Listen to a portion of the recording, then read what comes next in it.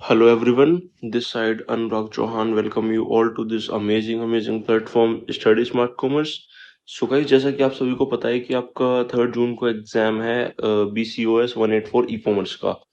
तो आपके लिए मैं टॉप 10 क्वेश्चंस हर बार लेके आता हूँ। टॉप 10 15 जितने भी मेरे को लगता है कि इस एग्जाम के लिए सफिशिएंट है मैं उतने एग्जाम के लिए क्वेश्चन लेके आता हूँ। आपको पता होगा कि लास्ट एग्जाम जो आपका ABC/OC 1813 का हुआ था उसमें हमारे डायरेक्ट 5 से 6 क्वेश्चन फंस गए थे। मैट्रिक्स एंड डिटर्मिनेंट का, लीस्ट स्क्वायर मेथड का एंड स्टैंडर्ड डेविएशन का और स्टैटिस्टिक्स का जो थ्योरी वाला था और components of time series.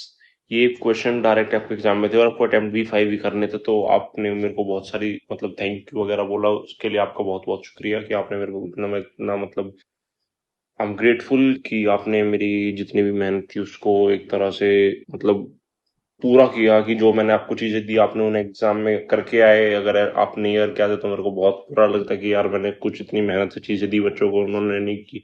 But जैसा कि आपने मेरे को व्हाट्सएप वगैरह पे बताया कि आप 70+ अटेम्प्ट करके आए, कोई 80+ करके आया, कोई तो 100 का ही अटेम्प्ट करके आया सारे क्वेश्चन जितने भी। क्योंकि मैथ्स में क्या होता है कि अगर आप 2+2 करोगे तो वो 4 ही आएगा। ये किसी उसकी तरह नहीं है कि आप थ्योरी लिख के आ रहे हो, कुछ लिख के आ रहे हो। अगर आपका आंसर मैच कर गया तो आपको फुल मार्क्स मिलने का 110% है। यही मैथ्स की खास बात होती है।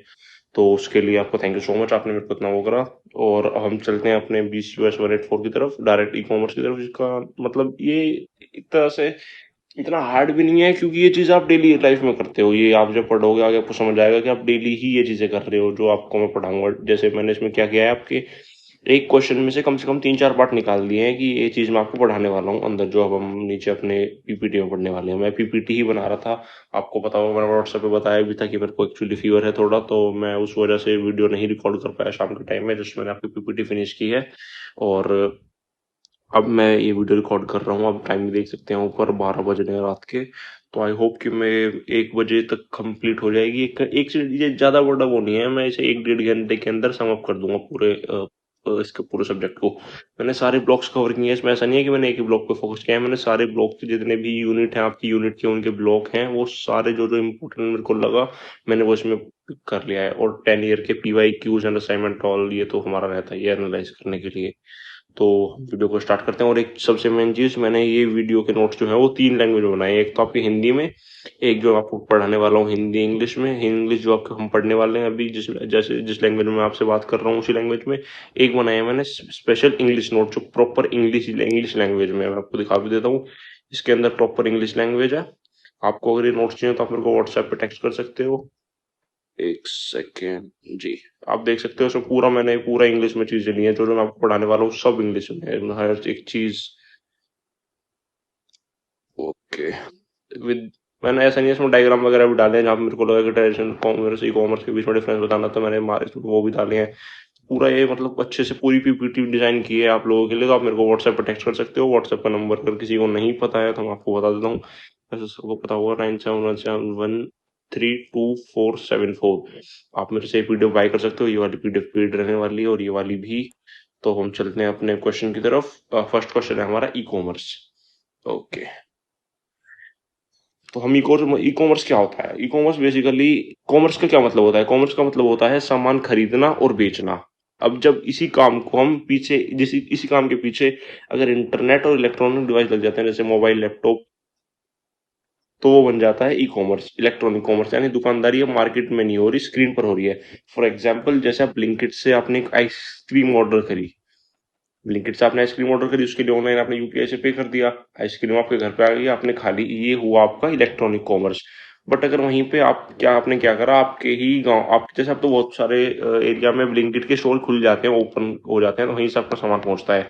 आपने क्या करा, आपको वेट नहीं हो सकता, आप पहुंचे दुकानदार के पास, उस सॉरी ब्लिंकिट स्टोर के पास कि भैया मेरे को एक आइसक्रीम दे दो। उन्होंने आपको आइसक्रीम दे दी, आपने घर आके खा ली।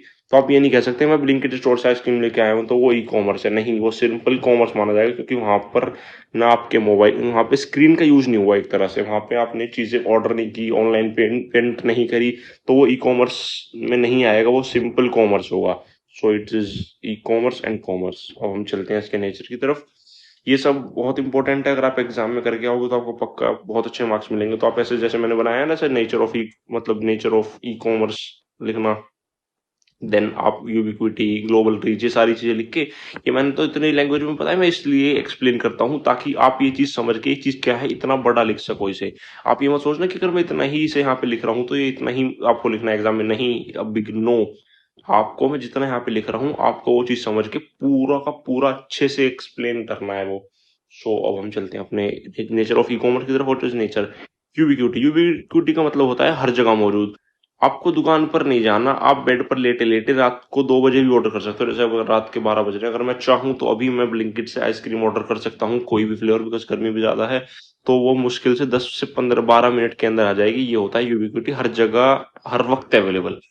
यूबिक्विटी के अंदर आप हर जगह तो लिखोगे, हर वक्त भी लिखोगे कि टाइम कुछ नहीं है। आप 3 2 कितने भी 24x7 मान लो ना, 24x7 आपके लिए अवेलेबल रहती है।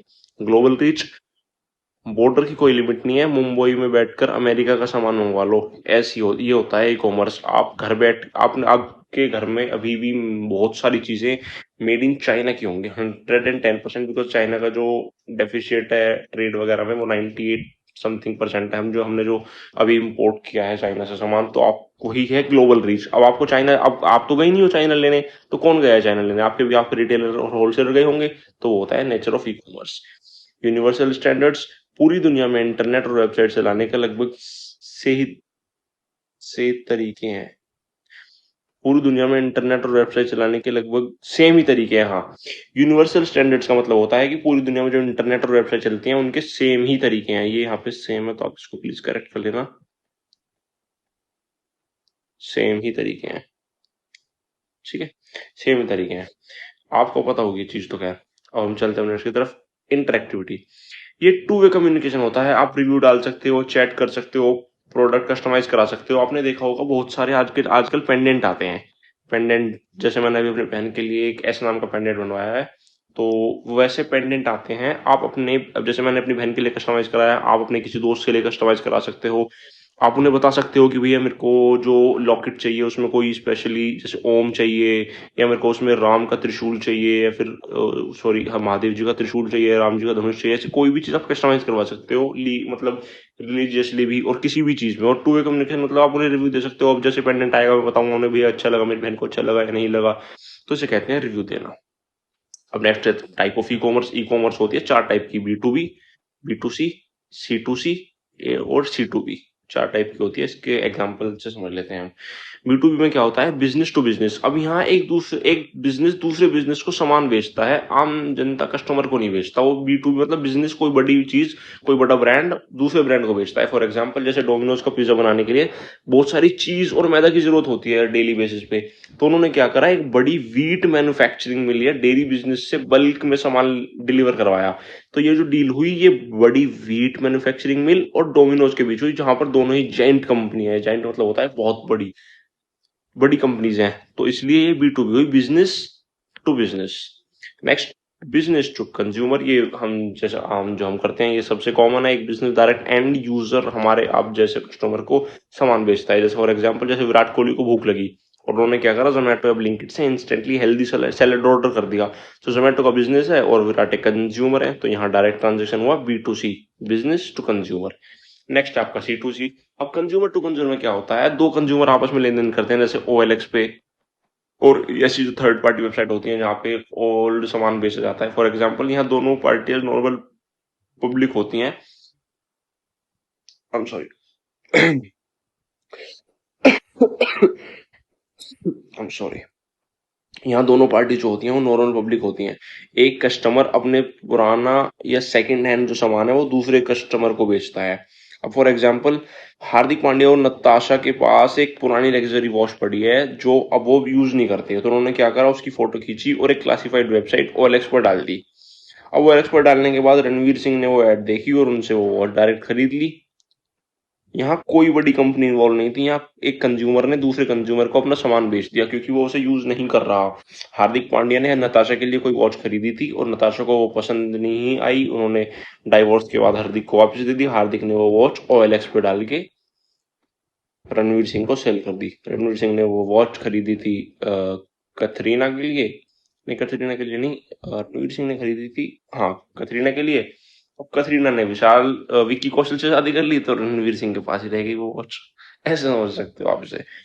नेक्स्ट है हमारा C2B। C2B में क्या होता है, कंज्यूमर टू बिजनेस होता है। यहाँ उल्टा होता है, यहाँ एक अकेला इंसान, फ्रीलांसर या इंडिविजुअल अपनी सर्विस या प्रोडक्ट किसी बड़ी कंपनी को बेचता है। फॉर एग्जाम्पल जैसे धनश्री एक प्रोफेशनल कोरियोग्राफर हैं और इन्फ्लुएंसर हैं, तो जोमेटो ने उन्हें अप्रोच किया कि आप हमारे लिए एक वायरल डांस वीडियो बना दो, हम आपको पे करेंगे। तो धनश्री ने क्या करा, युजवेंद्र चहल से पूछा कि मैं बना दूं या नहीं बना दूं, तो उसने बोल दिया हाँ बना दो। अब युजवेंद्र चहल और धनश्री का आपको पता ही होगा कि इनका क्या सीन था। 70 करोड़ नहीं, 70 या कुछ आसपास की एलिमनी ली थी ना इन्होंने। तो वो धनश्री ने, कंज्यूमर ने अपनी सर्विस जोमेटो बिजनेस को बेची, और ये है C2B। अब जोमेटो का ओनर था, मान लो क्या नाम है, युजवेंद्र चहल। अब युजवेंद्र चहल को धनश्री की वो क्या नाम है वीडियो पसंद नहीं आई, तो वो उनकी पेमेंट डिले कर सकते हैं, उनसे दूसरी वीडियो बनवा सकते हैं। बट यहाँ पे क्या करा, धनश्री ने अपनी सर्विस दी किसे, युजवेंद्र चहल को। ओके, अब हम चलते हैं अपने डिफरेंस, अब इनका डिफरेंस भी देख लेते हैं कि ट्रेडिशनल कॉमर्स का डिफरेंस और ई कॉमर्स का डिफरेंस। अब ये चीज हमें सबको पता है कि फिजिकल मार्केट में जाकर अपने हाथ से सामान लेने की बात ही अलग होती है। हमारे पेरेंट्स आज भी इस चीज पर रिलाई करते हैं कि वो ज्यादा प्रेफर करते हैं कि मैं खुद दुकान पे जाऊं। मैं जैसे अगर मैं अपनी मम्मा से कोई साड़ी वगैरह के लिए कहता हूँ कि आप ऑनलाइन मतलब साड़ी देख लो, मैं मतलब मंगा लो, तो हमेशा मेरे को डिनाई करती है, नहीं कि कपड़ा कैसा आएगा, ये आएगा वो आएगा। मैं वहां पे जाऊंगी तो मैं अपने हाथ से टच करके उस चीज को देखूंगी कि उसका कपड़ा कैसा है, मतलब हो सकता है जो ट्रायल भी ले सकते हैं हम वहाँ पे। बट ऑनलाइन में ये चीजें अवेलेबल नहीं होती, इंटरनेट के थ्रू ऑनलाइन ऑर्डर करना पड़ता है। अवेलेबिलिटी, बट यहाँ पे अवेलेबिलिटी की होता है सुबह 9 से रात 10 बजे तक एक फिक्स टाइम होता है। वो ऐसा नहीं है कि 2 बजे रात को आपके लिए आपको एक साड़ी चाहिए तो जाके दुकान खोल देंगे, नहीं। पर यहाँ पर 24/7 कभी भी आप मिंत्रा ओपन करो, कभी भी आप अमेजन ओपन करो, कभी भी आप कोई भी किसी भी कोई भी ऑनलाइन प्लेटफॉर्म ऑर्डर करो शॉपिंग वाला, वो आपको ऑन अवेलेबल ही मिलेगा until and unless by chance उसका सर्वर डाउन हो या ऐसा कुछ हो, बट ऐसा होता नहीं है। फिजिकल सेटअप, अब यहाँ पे बड़ी दुकान, शोरूम और स्टाफ चाहिए होता है, बट यहाँ पे सिर्फ एक वेबसाइट चाहिए, ऐप चाहिए और वेयर हाउस चाहिए, दैट्स इट। पर यहाँ पे बड़ी दुकान, दुकान के लिए चाय पानी, waiters and servers and etcetera etcetera, तो ये यहाँ पे चीजें होती है। अब जियोग्राफिक रीच क्या होती है, सिर्फ आसपास के लोग ही आ सकते हैं, बट पूरी दुनिया से कोई भी ऑर्डर कर सकता है। अब जब ट्रेडिशनल कॉमर्स होता है, अगर मेरी सोनीपत में किसी चीज की दुकान है, तो वहां पे सोनीपत या आसपास के लोग ही आ सकते हैं। ऐसा नहीं है कि किसी को वहां पे असम से कोई देख रहा है और मैं जाता हूँ सोनीपत जाता हूँ और शर्ट लेके आ जाता हूँ, जितने को शर्ट लेने आएगा उससे तिगने 3x 4x तो उसके पैसे खर्च हो जाएंगे। तो बट ऐसा इसमें नहीं है, मिंत्रा और इनमें कुछ ऐसा कुछ नहीं होता, ये पूरी दुनिया में आप कहीं भी ऑर्डर कर सकते हो। अभी जैसे मैंने गुजरात में सूरत एक जगह है, वहां से मैंने अपने कपड़े ऑर्डर किए हैं, मतलब वहां पे एक स्टोर है ब्रांडेड स्टोर करके, मैं वहीं से मतलब चीजें ऑर्डर करता हूँ। तो मेरा जो मैंने कपड़े ऑर्डर किए हैं, अब आप सोचो गुजरात से मैंने, अगर मैं गुजरात उनको परचेज करने जाता हूँ वहां पे, तो वो कितने महंगे पड़ते हैं मेरे को। बट अब क्या हुआ, मैंने वहां पे ऑर्डर प्लेस कर दिया आज ही, तो 3 से 4 दिन के अंदर वहां से जैसे भी वो भेजेंगे, डिलीवरी एक उनका पार्टनर होता है, डिलीवरी DLHIVR, एक पार्टनर है, उन्होंने उसके जरिए मेरे वो कपड़े भेज देंगे। अब मेरे को जाना तो नहीं पड़ा वहां पे, तो ये क्या हुआ, ई कॉमर्स का फायदा। अब एग्जाम्पल जैसे सलमान खान लोकल मार्केट में जाकर सूट सिलवा रहे हैं, अब सलमान खान ने ऑनलाइन ऐप से जैकेट डिलीवर करवा ली, ये इसके एग्जाम्पल हो गए। अब एडवांटेज, अब देखो अगर किसी भी चीज का फायदा है तो उसका नुकसान भी है, प्रोज एंड कॉन्स हर चीज के होते हैं, तो इसके एडवांटेज पढ़ते हैं हम।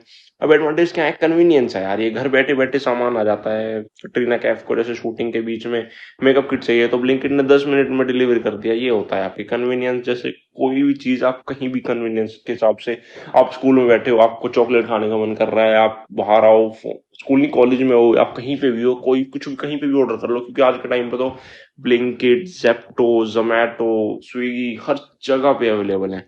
मोर ऑप्शंस, एक ही स्क्रीन पर आपको हजारों ब्रांड दिखते हैं, आप कंपेयर भी कर सकते हो, जारा के, अरमानी एक्सचेंज के, कोई बहुत सारे ब्रांड आप वो कर सकते हो कंपेयर की, यार इस वाले का प्राइस इतना है, इस वाले का प्राइस इतना है, बट इस वाले का जो कपड़ा है वो कॉटन का है प्योर, इस वाले में 90% कॉटन है। आप ऐसी चीजें कंपेयर कर सकते हो ई कॉमर्स में। कॉस्ट सेविंग है, अब दुकानदार को शोरूम का रेंट नहीं देना पड़ता, इसलिए सामान सस्ता मिलता है यहाँ पे। तो ये होते हैं आपके एडवांटेजेस ऑफ ई कॉमर्स। अब डिसएडवांटेज देखते हैं कि यार डिसएडवांटेज क्या क्या है। जैसे मैंने आपको ऊपर बताया, नो टच नो फील, कि आप कपड़े को छूकर, एक सेकंड,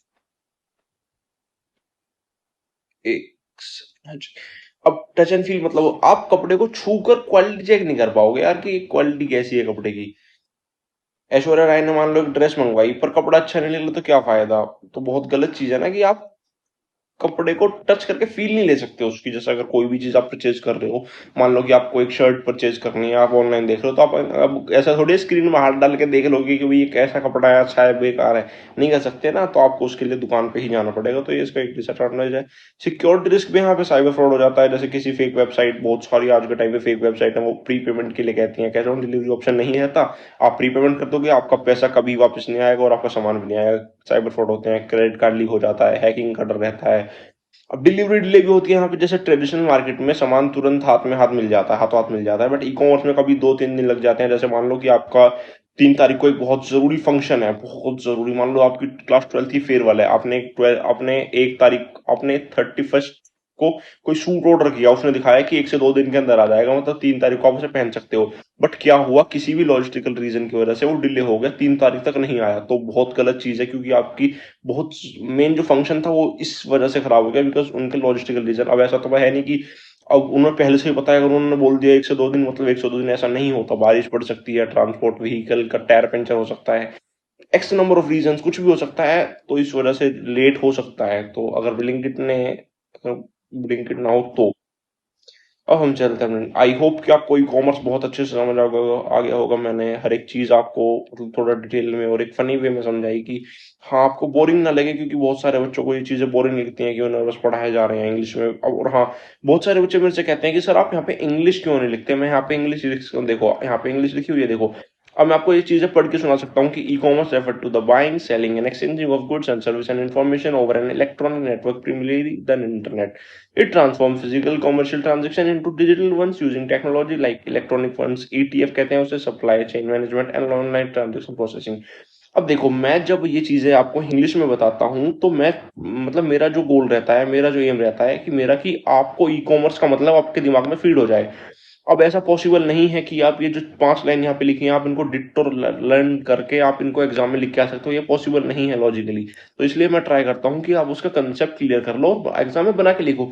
इग्नू में हो, आप डीयू में हो, सोल में हो, कोई भी हो, बस आपका अगर अगर आप बना के नहीं लिख पा रहे हो ना, अगर आप सोच रहे हो कि मैं, अगर आप 4 लाइन लिखोगे इंग्लिश में बहुत अच्छी तरीके से, तो एग्जामिनर उतने मार्क्स नहीं देगा। जहां आप 10 लाइन लिख रहे हो टूटी फूटी इंग्लिश में, समझ समझ के, वहां आपको ज्यादा मार्क्स मिलेंगे, बिकॉज भरी भरी चीजों के ज्यादा मार्क्स होते हैं। सो आई रिक्वेस्ट यू टू, आप जितना ज्यादा लिखोगे आपको उतने ज्यादा ही मार्क्स मिलेंगे।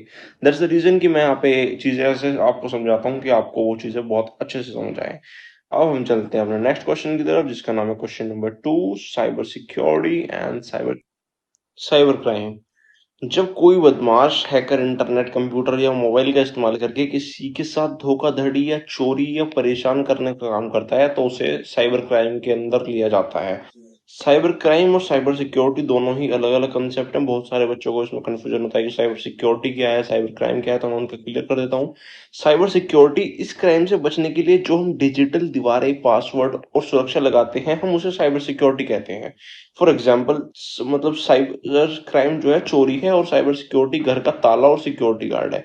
अब इसे एक छोटे से एग्जांपल से समझो कि मान लो साइबर क्राइम के अंदर कोई बंदा है जो आपको कॉल कर रहा है और आपसे कह रहा है कि सर, मैं आपके बैंक वगैरह से हूँ, आप मेरे को अपना ओटीपी वगैरह बता दो। बट आपने ट्रू कॉलर में देख लिया, वहां पे लिखा था स्कैम अलर्ट। बहुत सारे जब आपको कॉल्स वगैरह आते होंगे, तो रेड कलर में यहाँ पे लिखा आता है स्कैम अलर्ट। तो जो आपको कॉल आया वो साइबर क्राइम है, और जो स्कैम अलर्ट लिखा है वो साइबर सिक्योरिटी है। आई होप कि आपको इसी समझ आ गई होगी सिक्योरिटी क्या होता है और क्राइम क्या होता है। और टाइप्स भी इसमें बहुत सारे टाइप भी होते हैं। जैसे फर्स्ट टाइप है आइडेंटिटी थेफ्ट, जैसे पहचान चोरी करना किसी की। अब मान लो कोई आपका नाम और फोटो यूज करके फेक अकाउंट बनाता है। जैसे अभी मेरे को 2 दिन पहले किसी का मतलब मैसेज वगैरह आया था कि उनकी जो आईडी है, किसी ने उसकी फेक अकाउंट बना के लोगों से पैसे वगैरह मांग रहे हैं। उसका मेरे को भी मैसेज आया था कि मेरे को यहाँ पे एक्सीडेंट हो गया और ये वगैरह पैसे। मैंने सोचा कि यार पता नहीं इसको ऐसे आज कैसे आया था। मैंने उसके दोस्त को कॉल किया, तो उसके दोस्त ने मेरे को बताया कि इसकी किसी ने ऐसे फेक आईडी बना के वो उससे पैसे वगैरह मांग रहा है, ये उसकी रियल आईडी नहीं है।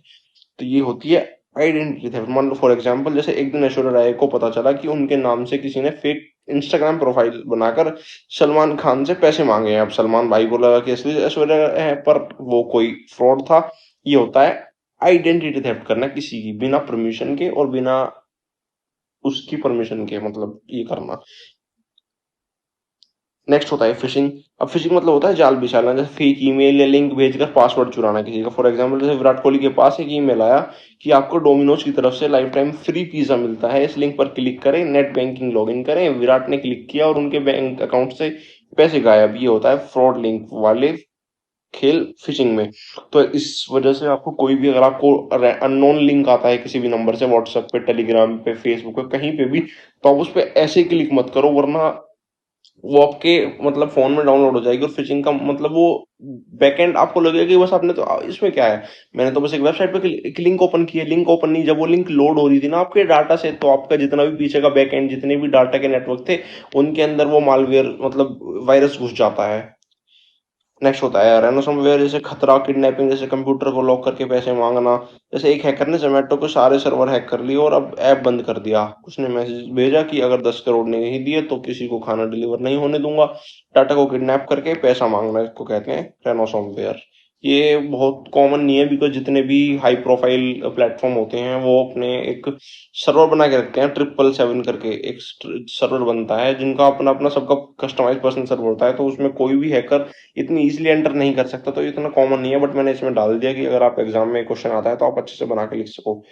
नेक्स्ट साइबर स्टॉकिंग, जैसे पीछा करना किसी का ऑनलाइन, किसी पर बुरी नजर रखना या परेशान करना किसी वजह से। कोई अननोन यूजर इंटरनेट पे कटरीना कैफ की हर फोटो पर गंदे गंदे कमेंट्स कर रहा है, उन्हें फेक अकाउंट से लगातार धमकी वगैरह भरे मैसेज वगैरह भेज रहा है, तो ये साइबर स्टॉकिंग के अंदर आता है। जैसे स्टॉक का मतलब होता है किसी को घूरना, साइबर स्टॉक का मतलब होता है कि उसको ऑनलाइन परेशान करना, नजर रखना, उसे प्रताड़ित करना, एक हिंदी शब्द हम यूज करें तो। अब साइबर सिक्योरिटी थ्रेट क्या क्या है, ये सब मैंने आपको अंदर एग्जाम एग्जाम मतलब डिटेल में बताया, बिकॉज मेरे को लगा कि ये आपके थोड़े से इंपॉर्टेंट है आज के टाइम को देखते हुए। तो मैंने ये आपके नीचे आपको बहुत डिटेल में पढ़ाए हैं, बट यहाँ पे एक बार समझ लेते हैं कि ये होते क्या है। मालवेयर, ये गंदे सॉफ्टवेयर होते हैं, जैसे virus, Trojan, data, dark web, जो बिना पूछे फोन या लैपटॉप में घुस जाते हैं और डाटा चुराते हैं, ये होते हैं malware.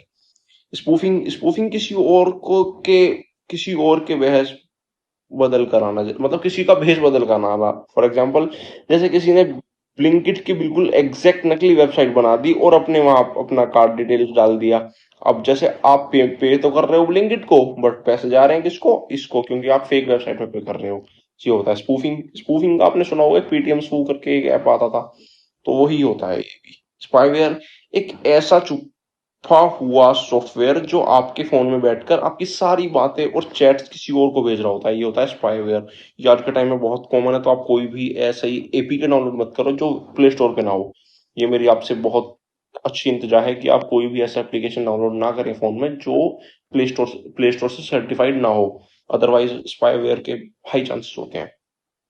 Current trend in cyber security, AI powered cyber attacks, जैसे आजकल हैकर एआई से का यूज करते हैं, मतलब एक आर्टिफिशियल इंटेलिजेंस का यूज करके बड़े बड़े शातिर तरीकों से लोगों को फंसा रहे हैं। जैसे fake voice call, fake images बनाना, फेक चैट्स बनाना, जैसे आपने ये चीज तो आपने इंस्टाग्राम पे बहुत देखी होंगी। क्लाउड सिक्योरिटी जो आती है, हे मेरा जैसे वो एआई की वीडियोस नहीं आती, मतलब इनसे भ्रमित, ये भी एक तरह से एआई पावर्ड साइबर अटैक के अंदर आता है, किसी को भ्रमित करना। क्लाउड सिक्योरिटी, जैसे आजकल सबका डाटा गूगल ड्राइव या क्लाउड पर होता है, तो कंपनीज क्लाउड को सुरक्षित करने में लगी हैं, ये होता है क्लाउड सिक्योरिटी। बिकॉज एप्पल भी डरा हुआ है, जैसे आपको पता होगा अभी एक आईओएस का वो अपडेट आया था, क्योंकि एक ट्रोजन करके एक बहुत तगड़ा वो है मालवेयर, वो क्या कर रहा है, वो जितने भी एप्पल की आईओएस के वो है ना, उन पर ट्राई कर रहा है उनको हैक वैक करने का। तो इसलिए नए नए अपडेट आया था आईपैड का, आईफोन्स का, तो मैं वो पढ़ रहा था, एक मैंने आर्टिकल देखा था। अब जीरो ट्रस्ट आर्किटेक्चर, जैसे यहाँ आजकल का नया नियम है कि किसी पर भरोसा मत करो। ये तो बहुत तगड़ी बात है, किसी पर भरोसा मत करो, चाहे वो अपना ही एम्प्लॉय क्यों ना हो। हर बार लॉगिन करने पर ओटीपी और वेरिफिकेशन चाहिए, क्योंकि आपने एक चीज देखी होगी कि अगर आप किसी ऐप पे, किसी वेबसाइट पे लॉगिन करते हो, तो आपका वो नंबर से और ओटीपी से हो जाता है, बट अगर आप वहां पे सेव नहीं करते, अगर आप दोबारा लॉगिन करते हो, तो आपका फिर से नंबर और ओटीपी लगता है। जैसे आप किसी, आपने जोमेटो इंस्टॉल किया, फिर जोमेटो आपने अनइंस्टॉल कर दिया, बट आप जब उसे फिर से इंस्टॉल करके लॉगिन करोगे, तो आपको फिर से लॉगिन के लिए लॉगिन डिटेल्स डालना पड़ेगा, जैसे आपका नंबर और आपका व्हाट्सएप, आपका ओटीपी। बिकॉज अगर क्या पता पिछली बार आपने लॉगिन करा हो और नेक्स्ट बार फोन चोरी होने के बाद कोई और लॉगिन कर नहीं, ये थोड़ा-सा बैठेगा नहीं यहाँ पे सही, मतलब अब ये इसे ऐसे समझो कि अगर आप एक बार कोई चीज़ कर रहे हो, क्या पता अगली बार कोई कोई वो कोई चीज़ और कर रहा हो या कुछ भी एक्स वाई ज़ेड रीज़न हो, तो इस वजह से किसी पर भरोसा ना करते हुए वो क्या नाम है 2 बार ओटीपी लेते हैं कि एक बार ओटीपी वेरिफिकेशन होने के बाद दोबारा जब आप लॉगिन करोगे तो आपको ओटीपी वेरिफिकेशन कराना ही पड़ेगा। ये होते हैं current trend in cyber security. That's all. हमने साइबर सिक्योरिटी और साइबर क्राइम दोनों ही पढ़ लिए हैं। अब हम चलते हैं नेक्स्ट क्वेश्चन की तरफ जिसका नाम है इलेक्ट्रॉनिक पेमेंट सिस्टम। ये तो आज के टाइम में बच्चा बच्चा यूज करता है, अंडर 18 फैम पे यूज करते हैं, प्लस 18 फोन पे, पेटीएम, ये सब यूज करते हैं। ये आपके इलेक्ट्रॉनिक पेमेंट सिस्टम यूपीआई के अंदर ही आते हैं। अब पुराने जमाने में जैसे कैश चलता था, पैसे निकालने के लिए बैंक की लंबी लाइन में खड़े रहो, फिर जेब में गड्डी लेकर घूमो, फिर पर ईपीएस का मतलब है इलेक्ट्रॉनिक पेमेंट सिस्टम, मतलब आपका बटुआ, इलेक्ट्रॉनिक बटुआ, ई वॉलेट। घर छोड़ मतलब असली जो आपका वॉलेट है वो घर छोड़ दो। जब हम इंटरनेट और इलेक्ट्रॉनिक डिवाइस का यूज करके बिना कैश के डिजिटल तरीके से पैसे ट्रांसफर करते हैं तो उसे इलेक्ट्रॉनिक पेमेंट सिस्टम कहते हैं, ईपीएस। अब इसके टाइप होते हैं एनईएफटी, आरटीजीएस, आईएमपीएस, यूपीआई। सारों को पढ़ लेते हैं विद एग्जांपल्स, ठीक है। एनईएफटी मतलब होता है नेशनल इलेक्ट्रॉनिक फंड ट्रांसफर। ये ऐसा सिस्टम है जहां पैसे बैचेस स्लॉट्स में ट्रांसफर होते हैं। इसमें पैसे तुरंत नहीं जाते, थोड़ा टाइम लगता है बैच वाइज क्लियर होने में। ये बड़ा अमाउंट्स के लिए सेफ माना जाता है, +1 करोड़। रियल टाइम इंस्टेंट नहीं होते ये। फॉर एग्जांपल जैसे डोमिनोज ने एक बड़े पैकेजिंग वेंडर से 5 लाख डब्बे मंगवाए। डोमिनोज ने उन्हें पेमेंट करने के लिए एनईएफटी कर दिया तो वेंडर को पैसे 1 से 2 घंटे में के बैच में क्लियर होंगे, जो भी बैच उन्हें मिलेगा। इसमें मैक्सिमम टाइम पीरियड आपका शायद 10 आवर्स का होता है और मिनिमम 1 आवर तो कम से कम लगता है इसमें एनईएफटी में। एक होता है आरटीजीएस, ये रियल टाइम ग्रोस सेटलमेंट है। ये बड़ी ट्रांजेक्शन के लिए होता है, जैसे मिनिमम अमाउंट 2 लाख होना चाहिए इसका। इसमें पैसे रियल टाइम तुरंत और ग्रॉस 1 to 1 ट्रांसफर होता है कि आपने भेजे और उसको मिले, कोई वेटिंग टाइम नहीं होता। जैसे आपने भेजे, फॉर एग्जांपल विराट कोहली ने एक ब्रांड से न्यू लग्जरी स्पोर्ट कार खरीदी जिसकी कीमत थी 3 करोड़, तो उन्होंने शोरूम वाले को तुरंत पैसे भेजने के लिए आरटीजीएस का यूज करा और सेकंड्स में करोड़ रुपीज ट्रांसफर हो गए। एक भी मिनट नहीं लगी। आपने यहाँ से आपने पिन डाला, आपने किसी का उस मतलब किसी भी चीज, आपने किसी बैंक अकाउंट का पिन डाला और तुरंत उसे नोटिफिकेशन रिसीव हो जाएगा कि आपको पैसे आ गए हैं। आईएमपीएस क्या होता है? Immediate payment system, immediate payment service. अब ये instant electronic fund transfer service है जो मोबाइल के जरिए 24/7 चलती है। इसमें बैंक अकाउंट नंबर और आईएफएससी कोड चाहिए होता है और पैसे तुरंत चले जाते हैं। लिमिट इसमें जनरली 5 लाख तक की होती है। फॉर एग्जांपल जैसे हार्दिक पांड्या दुबई में हैं और उन्हें इमरजेंसी में नताशा को 50,000 रुपए भेजने हैं बैंक अकाउंट में, तो उन्होंने क्या करा, उन्होंने तुरंत बैंक ऐप खोली, आईएमपीएस इमीडिएट पेमेंट सर्विस, और पैसा डायरेक्ट नताशा के अकाउंट में ट्रांसफर हो गया। ये होता है आपका आईएमपीएस। अब यूपीआई तो बच्चा बच्चा, छोटा बड़ा बूढ़ा सब बूढ़ा तो नहीं, खैर एक जनरेशन तो नहीं जानती, बट हम बच्चे जितने भी आज की जनरेशन है, हमसे छोटी वाली जनरेशन है, सब यूपीआई का यूज करते हैं। भारत में जितनी भी सेकंड, हर जो सेकंड इंडिया, पूरी वर्ल्ड में जो सेकंड ट्रांजेक्शन होती है वो यूपीआई के जरिए होती है। कंसेप्ट इंडिया का सबसे बड़ा हिट इसमें इसमें ना बैंक अकाउंट नंबर चाहिए ना आईएफएससी कोड चाहिए, बस एक यूपीआई आईडी चाहिए, जैसे विराट@यूपीआई या क्यूआर कोड स्कैन करो और पिन डालते ही पैसा ट्रांसफर। ये होता है यूपीआई। यूपीआई की फुल फॉर्म होती है unified payment interface. For example जैसे रणवीर सिंह और कैटरीना कैफ एक शूटिंग के बाद रास्ते में गप्पे मार रहे थे, उन्हें भूख लगी तो उन्होंने ब्लिंकिट से 200 के स्नैक्स मंगवाए। डिलीवरी बॉय आया, रणवीर ने फोन निकाला और यूपीआई कोड से स्कैन करके उसे 200 रुपए तुरंत पे कर दिए। It's called UPI. For example अगर आपसे बोलता है कि एक्सप्लेन यूपीआई, तो आप उन्हें एग्जाम मतलब फोन पे ही सब एक्सप्लेन कर देना जहां जहां पे यूपीआई यूज होती है। फॉर एग्जाम्पल फैम पे, मोबीक्विक, पेटीएम, फोन पे, गूगल पे, ये 5 है। अमेजोन पे भी होती है, बट ये 3-4 हैं जो आप अच्छे से आप समझ लेना और इनको एक्सप्लेन कर देना। ई वॉलेट क्या होता है? ई वॉलेट होता है डिजिटल बटुआ, एक तरह से डिजिटल वॉलेट, बटुआ। ये आपके फोन में एक डिजिटल वॉलेट जैसा है कि आप अपने बैंक में इस वॉलेट से पहले से पैसा डालकर रखे लेते हो प्रीपेड, फिर जब बिना सर्वर के झंझट के फास्ट पेमेंट करते हो। फॉर एग्जांपल जैसे आप देखते होगे कि जब आप पेटीएम चलाते हो तो उसमें एक ऑप्शन आता है कि मतलब पेटीएम में जहां पे आप अपने पैसे स्टोर कर सकते हो, एक वॉलेट होता है वॉलेट टाइप में, तो आप उसमें पैसे डाल सकते हो, तो आप बिना पिन के भी पेमेंट कर सकते हो, बिना पिन के। फॉर एग्जाम्पल सलमान खान को जोमेटो से बार बार लंच ऑर्डर करना पसंद है, तो उन्होंने क्या करा, अपने ई वॉलेट में 5,000 एडवांस ऐड करके रख दिए। अब जब भी कोई खाना आता है तो बैंक अकाउंट फेल होने के कोई डर नहीं है, वॉलेट से क्लिक करके पेमेंट हो जाती है। It's called E wallet, digital बटुआ। अब हम चलते हैं नेक्स्ट क्वेश्चन की तरफ, जिसका नाम है क्वेश्चन नंबर 4। आईटी एक्ट 2000 में आया था जो, वर्सेस आईटी एक्ट अमेंडमेंट जो 2008 में हुई थी। अब जैसे जैसे इंटरनेट बढ़ा वैसे वैसे ऑनलाइन चोरी और स्कैम्स बढ़ने लगे। अब नॉर्मल आईपीसी जो होता है इंडियन पेनल कोड में, कंप्यूटर क्राइम्स के लिए कोई पक्का कानून नहीं था। इसलिए इंटर गवर्नमेंट ने क्या करा, IT act 2000 information technology act बनाया। पर 2000 के बाद जैसे फेसबुक आ गया, स्मार्टफोन्स आ गए और नए तरह के क्राइम शुरू हो गए, तो उन्होंने जैसे एमएमएस लीक होना, साइबर टेररिज्म होना, ऑनलाइन हैरेसमेंट होना, इसलिए कानून को ऑपरेट करने के लिए आईटी अमेंडमेंट एक्ट 2008 लाया गया, जो 2009 में लागू हुआ। वो आया तो 2008 में था, बट लागू कब हुआ, 2009 में। ये चीज आप याद रखना। तो डिफरेंस क्या है दोनों के बीच में, जैसे डिजिटल सिग्नेचर और इलेक्ट्रॉनिक सिग्नेचर पढ़ा होगा आपने। जैसे आई टेक 2000 इसमें बोला गया था कि कोई ऑनलाइन डॉक्यूमेंट को वेरीफाई करने के लिए सिर्फ डिजिटल सिग्नेचर जो एक खास क्रिप्टोग्राफिक टेक्निक पर चलता है ही वैलिड होगा। बट 2008 में जब इसकी अमेंडमेंट हुई तो ये थोड़ा फ्लेक्सिबल हो गया। इसमें बोला कि डिजिटल के साथ साथ कोई भी सेफ इलेक्ट्रॉनिक सिग्नेचर जैसे Aadhaar card based OTP generation signature या डिजिटल इंक भी अब कानून की नजर में वैलिड माना जाएगा। ये अमेंडमेंट जो हुआ था जब ये चीज आई थी। विराट कोहली ने जोमेटो के साथ एक बड़ा ब्रांड एंडोर्समेंट साइन करा कि 2000 एक्ट के मुताबिक उन्हें एक प्रॉपर क्रिप्टोग्राफिक टोकन वाला डिजिटल सिग्नेचर चाहिए था। पर 2008 के बदलाव के बाद अब वो ई साइन, आधार, ओटीपी वेरिफिकेशन से भी कॉन्ट्रैक्ट लीगल मान सकते हैं, कर सकते हैं।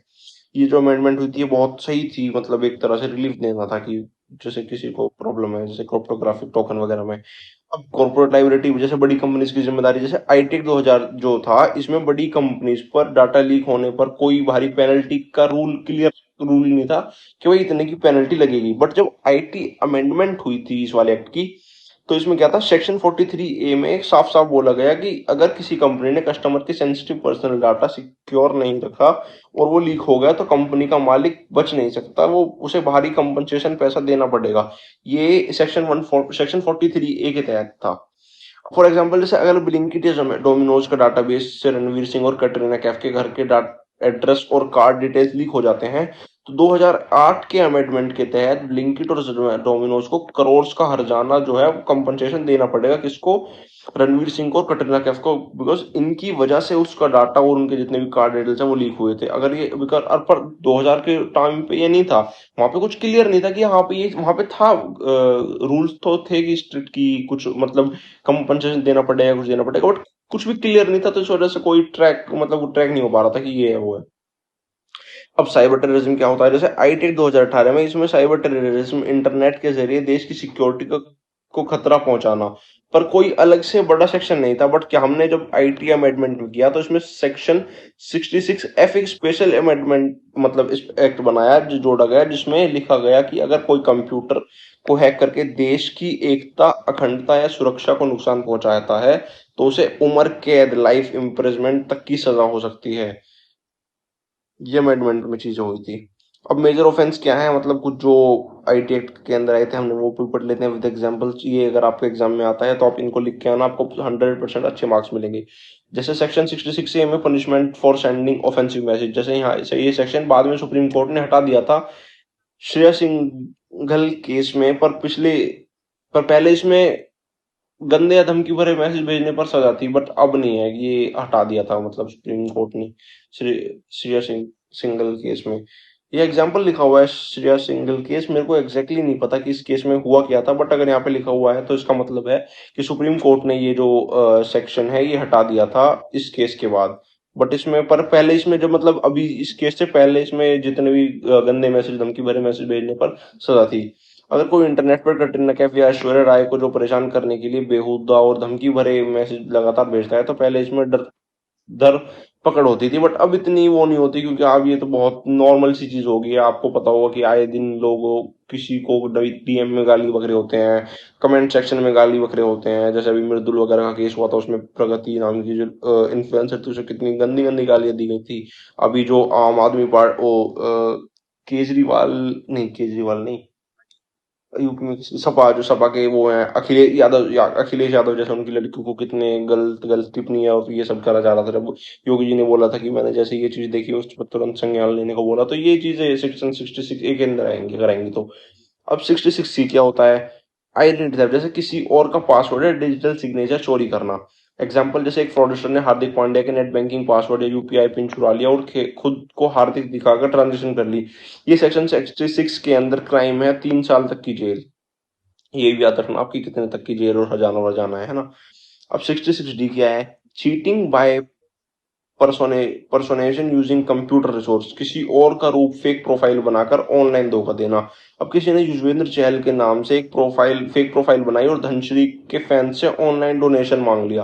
अब कंप्यूटर के थ्रू फेक रूप धारण करके चीटिंग करने पर 66 लगता है और 3 साल तक की सजा है। और जितना पैसा आपने डोनेशन में कमाया वो आपको वापस करना पड़ेगा गवर्नमेंट को। इनको भी नहीं कि आप इनको मतलब बहुत सारे केस में गवर्नमेंट के पास चल जाता है पैसा, और बहुत सारे केस में रिफंड हो जाता है। जहां जहां से पैसा जिस बैंक से आया होता है ना, वो सारी डिटेल्स बैंक के पास होती हैं, तो उनको ऑटोमेटिक रिफंड कर देते हैं।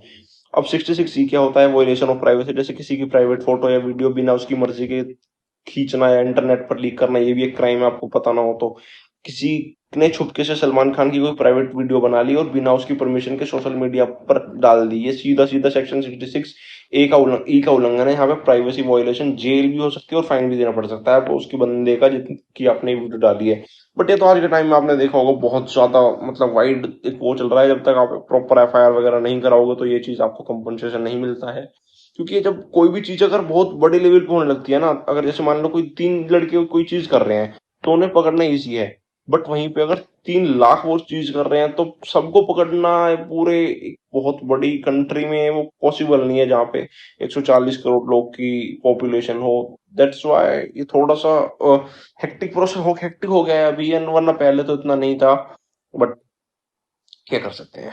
अब हम अपने क्वेश्चन नंबर 5 की तरफ चलते हैं, website development and web hosting. अब इन दोनों में काफी फर्क होता है। जैसे एक मतलब जो वेबसाइट डेवलपमेंट होती है वो होता है जमीन खरीदना, और वेब होस्टिंग होता है जमीन एक घर बनाना। वेबसाइट डेवलपमेंट होता है मकान बनाना, और वेबसाइट होस्टिंग होता है जमीन खरीदना। अब ये वेबसाइट को डिजाइन करने, कोड करने और उसमें कंटेंट, फोटो, टेक्स्ट वगैरह डालने का प्रोसेस होता है। जैसे वेब होस्टिंग में क्या होता है? जमीन होती है, जैसे स्पेस रेंट पर ले लिया। अब जब आपकी वेबसाइट कंप्यूटर पर बन गई है तो उसे इंटरनेट पर डालना पड़ेगा ताकि पूरी दुनिया उसे देख सके। इंटरनेट की दुनिया में अपनी वेबसाइट की फाइल रखने के लिए आप जो हम सर्वर पर स्पेस रेंट पर लेते हैं उसे वेब होस्टिंग कहते हैं। अब इसकी प्रॉपर एक स्टेप से समझ लेते हैं कि वेबसाइट डेवलपमेंट, अगर आप सोच भी रहे हो अभी कि कोई वेबसाइट बनाना, तो उसके स्टेप्स क्या क्या हैं। क्योंकि आज के टाइम में वेबसाइट बनाना तो एआई से बहुत इजी हो गया है, बट आप एग्जाम में नहीं लिख के आओगे कि हम एआई से बना सकते हैं, ऐसा कुछ भी आपको प्रॉपर स्टेप बताने पड़ेंगे वहां पे भी। अब मान लो विराट कोहली और रोहित शर्मा मिलकर एक नया फिटनेस स्टार्टअप खोल रहे हैं और उन्हें उन्हें उसके लिए एक गजब की वेबसाइट बनानी है, तो पहले सबसे पहले क्या होगा? प्लानिंग एंड रिक्रूटमेंट एनालिसिस, सोचना और प्लान करना।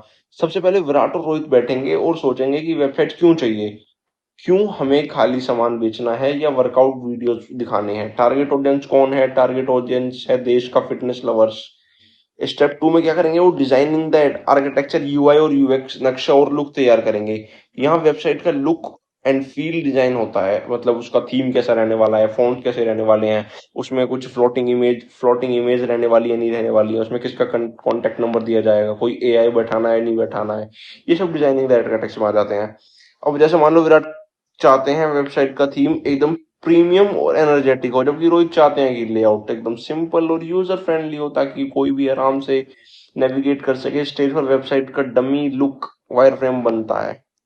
थर्ड स्टेप है कोडिंग एंड डेवलपमेंट, असली मकान बनाना यहाँ पे शुरू होता है। जैसे आपने कोई भी जमीन खरीद ली, आपने जमीन का नक्शा, अपने घर का नक्शा प्लान कर लिया, आर्किटेक्चर ने घर बना दिया। अब क्या होगा? नींव डलेगी। नींव मतलब जो खुदता है और नींव डलती है ना, वो डलेगी। कोडिंग एंड डेवलपमेंट, अब यहाँ प्रोग्रामर्स कोडिंग शुरू करते हैं, जैसे फ्रंट एंड बनाना जो बाहर दिखता है, HTML CSS जावास्क्रिप्ट, और बैकएंड जो पीछे डाटाबेस मैनेज करते हैं जो जोड़ा जाता है। एग्जाम्पल, अगर कोई यूजर वेबसाइट पर लॉगिन करना चाहता है तो बैकएंड चेक करेगा कि पासवर्ड सही है या नहीं है। अब स्टेप 4 होता है कंटेंट क्रिएशन, माल पानी डालना। अब वेबसाइट पर जो फोटोज, टेक्स्ट, वीडियोस और ब्लॉग्स दिखेंगे उन्हें अपलोड किया जाता है। विराट और रोहित अपनी हाई क्वालिटी फिटनेस फोटोज और सप्लीमेंट्स की डिटेल्स डालेंगे स्टेप 4 के अंदर। स्टेप 5 होता है टेस्टिंग, गाड़ी चला कर देखना। वेबसाइट लाइव करने से पहले उसे चेक किया जाता है कि कहीं कोई बटन दबाने पर क्रैश तो नहीं हो रहा, या कोई वो मोबाइल और लैपटॉप दोनों पर सही चल रहा है या नहीं चल रहा। इसमें सिक्योरिटी टेस्टिंग भी होती है ताकि कोई हैकर यूज हैक ना कर सके उसे। इसे कहते हैं टेस्टिंग। अब लास्ट स्टेप जो होता है सेक्शन 6 के स्टेप 6 के अंदर, इसमें डिप्लॉयमेंट आ जाती है, मेंटेनेंस, दुकान खोलना और देखभाल करना। अब इसकी मेंटेनेंस भी होती है। अगर आप, ऐसा नहीं है कि अगर आप एक वेबसाइट बना के बैठ जाओ और वो जिंदगी भर लाइव रहेगी, ऐसा नहीं है। उसे लाइव रखने के लिए आपको proper time to time maintenance, उसकी फीस देनी पड़ेगी। वेबसाइट को सर्वर पर अपलोड कर दिया जाता है, होस्टिंग, अब लोग उसे पीछे से एक्सेस कर सकते हैं समय समय पर। वेबसाइट को अपडेट करना और बग्स क्लियर करना का मेंटेनेंस कहलाता है। अब थर्ड के अंदर वेब होस्टिंग और इसके कुछ टाइप्स पढ़ लेते हैं हम। सर्वर का खेल होता है, ये वेबसाइट बन गई पर इंटरनेट पर दिखने के लिए सर्वर चाहिए। सर्वर एक हाई पावर कंप्यूटर होता है जो 24 घंटे इंटरनेट से कनेक्टेड रहना चाहिए और रहता है। अब ये होस्टिंग अलग अलग तरह की होती है। एक होती है शेयर्ड होस्टिंग, एक होती है डेडिकेटेड होस्टिंग। एक सेकेंड, हाँ, एक सेकेंड, हाँ जी, ओके। अब शेयर्ड होस्टिंग के अंदर क्या आता है कि एक कमरे में बहुत सारे लोग, एक ही बड़ा सर्वर होता है जिसमें सस्ते में बहुत सारी छोटी छोटी वेबसाइट्स को थोड़ी थोड़ी जगह दे दी जाती है। वो होती है शेयर्ड होस्टिंग। एक होती है डेडिकेटेड होस्टिंग, जैसे अपना प्राइवेट बंगलो, पूरा का पूरा सर्वर सिर्फ एक ही बड़ी कंपनी के लिए रिजर्व करता है। जैसे आज के टाइम पे आपने देखा हो तो जितनी भी बड़ी बड़ी कंपनियां, जैसे जोमेटो है, स्विगी है, कोई भी आप उठा लो, XYZ, मिंत्रा, डोमिनोज, सबके सर्वर प्राइवेट होते हैं क्योंकि इनको पूरी डेडिकेटेड होस्टिंग चाहिए होती है अपने सर्वर के लिए, क्योंकि ये एक बहुत बड़ी ऑडियंस को टारगेट कर रहे होते हैं, दैट्स वाई। अब इसके कुछ फेज देख लेते हैं, 7 फेज ऑफ वेबसाइट डेवलपमेंट जो हमने ऊपर पढ़े। सबसे पहले क्या होती है? Analyse, deep dive into recruitment, gather the user needs and define flows. Second, planning, set project foundation, define goals, create roadmap. Third, design, create website visuals, layout and user interface. Fourth, development, bring design to life, use codings and technologies, Java, HTML, CSS. Content creation, develop engaging and relevant content for the website. ये होती है आपकी 7 phase of website development. Okay, question 6। अब question 6 में आ जाता है digital signature क्या होते हैं, इलेक्ट्रॉनिक सिग्नेचर क्या होते हैं। अब इलेक्ट्रॉनिक सिग्नेचर क्या होते हैं? ये एक बहुत बड़ा अम्ब्रेला टर्म है, जैसे बहुत बड़ा समंदर एक तरह से। जैसे मान लो आप, जैसे समंदर होता है ना बहुत बड़ा, वैसा किसी भी इलेक्ट्रॉनिक डॉक्यूमेंट जैसे PDF, वर्ड फाइल पर अपनी सहमति, कंसेंट दिखाने के लिए जो भी डिजिटल तरीका आप यूज करते हो उसे इलेक्ट्रॉनिक सिग्नेचर कहते हैं। अब कैसे कैसे हो सकता है? अपने हाथ से कागज पर साइन करके उसकी फोटो खींचकर और PDF पर चिपका देना। टच स्क्रीन फोन पर उंगली से अपना नाम ड्रॉ कर देना। किसी, जैसे मैंने यहाँ पे ये फॉर एग्जाम्पल, ये है डिजिटल सिग्नेचर, इलेक्ट्रॉनिक सिग्नेचर जो मैंने यहाँ पे कर दिया आपके सामने। ओके, आपके फोन पर आया हुआ OTP, वन टाइम पासवर्ड या पिन डाल देना, ये सब इलेक्ट्रॉनिक सिग्नेचर के अंदर आते हैं। कहीं भी जैसे आप कोई भी चीज लॉगिन करते हो, वहां पे OTP वगैरह चाहिए होता है ना, ये उसी के अंदर आते हैं। अब कानूनी हालत क्या है कि ये वैलिड तो होता है पर इसकी सिक्योरिटी बहुत हल्की होती है। कोई भी आपकी फोटो कॉपी कर सकता है या आपका OTP चुरा सकता है, उसमें कोई बड़ी बात नहीं है किसी के लिए ये चीज आपके लिए करना। अब डिजिटल सिग्नेचर क्या होता है? डिजाइन, ये इलेक्ट्रॉनिक सिग्नेचर का ही एक बहुत एडवांस और मैथमेटिकली सिक्योर और स्पेशल रूप है। यहाँ कोई नॉर्मल साइन नहीं होता जिसमें आंखों से देखे जा सके। ये दरअसल एक क्रिप्टोग्राफिक कोड है, छिपा हुआ मैथमेटिकल रोक होता है जो इजिली आंखों से मतलब विजिबल नहीं होता। That's why it's called cryptographic code. अब ये कैसे काम करता है? असिमेट्रिक क्रिप्टोग्राफी, इसमें दो चाबियां कीज होती हैं, फॉर एग्जांपल प्राइवेट की, पब्लिक की। अब ये सिर्फ साइन करने वाले के पास होती है, जैसे एक पासवर्ड या USB टोकन में सिर्फ सेफ होती है। इससे डॉक्यूमेंट को लॉक इनक्रिप्ट किया जाता है। पब्लिक की ये सबके पास होती है, जैसे इससे बाकी लोग चेक कर सकते हैं, वेरीफाई करते हैं कि हम, हाँ, ये लॉक सही है, इंसान ने लगाया है या नहीं है। इट्स कॉल्ड पब्लिक की। अब वो रूल्स भी हैं इसके। इसको आप खुद घर बैठे नहीं बना सकते, इसके लिए सरकार से मंजूरी प्राप्त सर्टिफाइंग अथॉरिटी CA के पास जाना पड़ता है। वो आपको एक डिजिटल सिग्नेचर सर्टिफिकेट, DSC कहते हैं उसे, देता है, जो अक्सर एक USB pen drive crypto token के रूप में मिलती है। अब सबसे बड़ी खासियत क्या है इसकी? अगर साइन करने के बाद किसी ने डॉक्यूमेंट में एक फुल स्टॉप भी बदला तो मैथमेटिकल कोड मैच नहीं करेगा, सिग्नेचर तुरंत इनवैलिड हो जाएगा, यानी इसमें बदलाव करना नामुमकिन है। That's why it's called very very safe. अब जैसे विराट कोहली को एक बड़ा टूर्नामेंट खेलने के लिए डोमिनोज और जोमेटो के साथ क्रोर्स की ब्रांड डील साइन करनी है। अब क्योंकि क्रोर्स का मामला है तो कोई फ्रॉड ना हो जाए, इसलिए विराट अपने लैपटॉप में एक सिक्योर हार्डवेयर यूएसबी टोकन लगवाएंगे और मैथमेटिकल इंक्रिप्शन के साथ अपने डिजिटल सिग्नेचर लगवाएंगे। इस कॉन्ट्रैक्ट को दुनिया का कोई हैकर बदल नहीं सकता। That's why digital signature are preferred by many many peoples for big deals and all. अब इनका कंपैरिजन देख लेते हैं, कंसेप्ट क्या है। ये एक ब्रॉड टर्म है, ऑल डिजिटल सिग्नेचर्स, और यहाँ पे ये ई सिग्नेचर है, इलेक्ट्रॉनिक सिग्नेचर का ही एक स्पेसिफिक सिक्योर पार्ट है। टेक्नोलॉजी, इसमें कोई बड़ी मैथमेटिक्स या कोडिंग नहीं चाहिए होती, बट पब्लिक की इंफ्रास्ट्रक्चर क्रिप्टोग्राफी पर चलता है, यहाँ पर क्रिप्टोग्राफी टोकन चाहिए होता है। वेरिफिकेशन, इसको वेरीफाई करना मुश्किल है, कोई भी कॉपी कर सकता है। इसको वेरीफाई करना आसान है क्योंकि ये हर कोई एक्सेस नहीं कर सकता।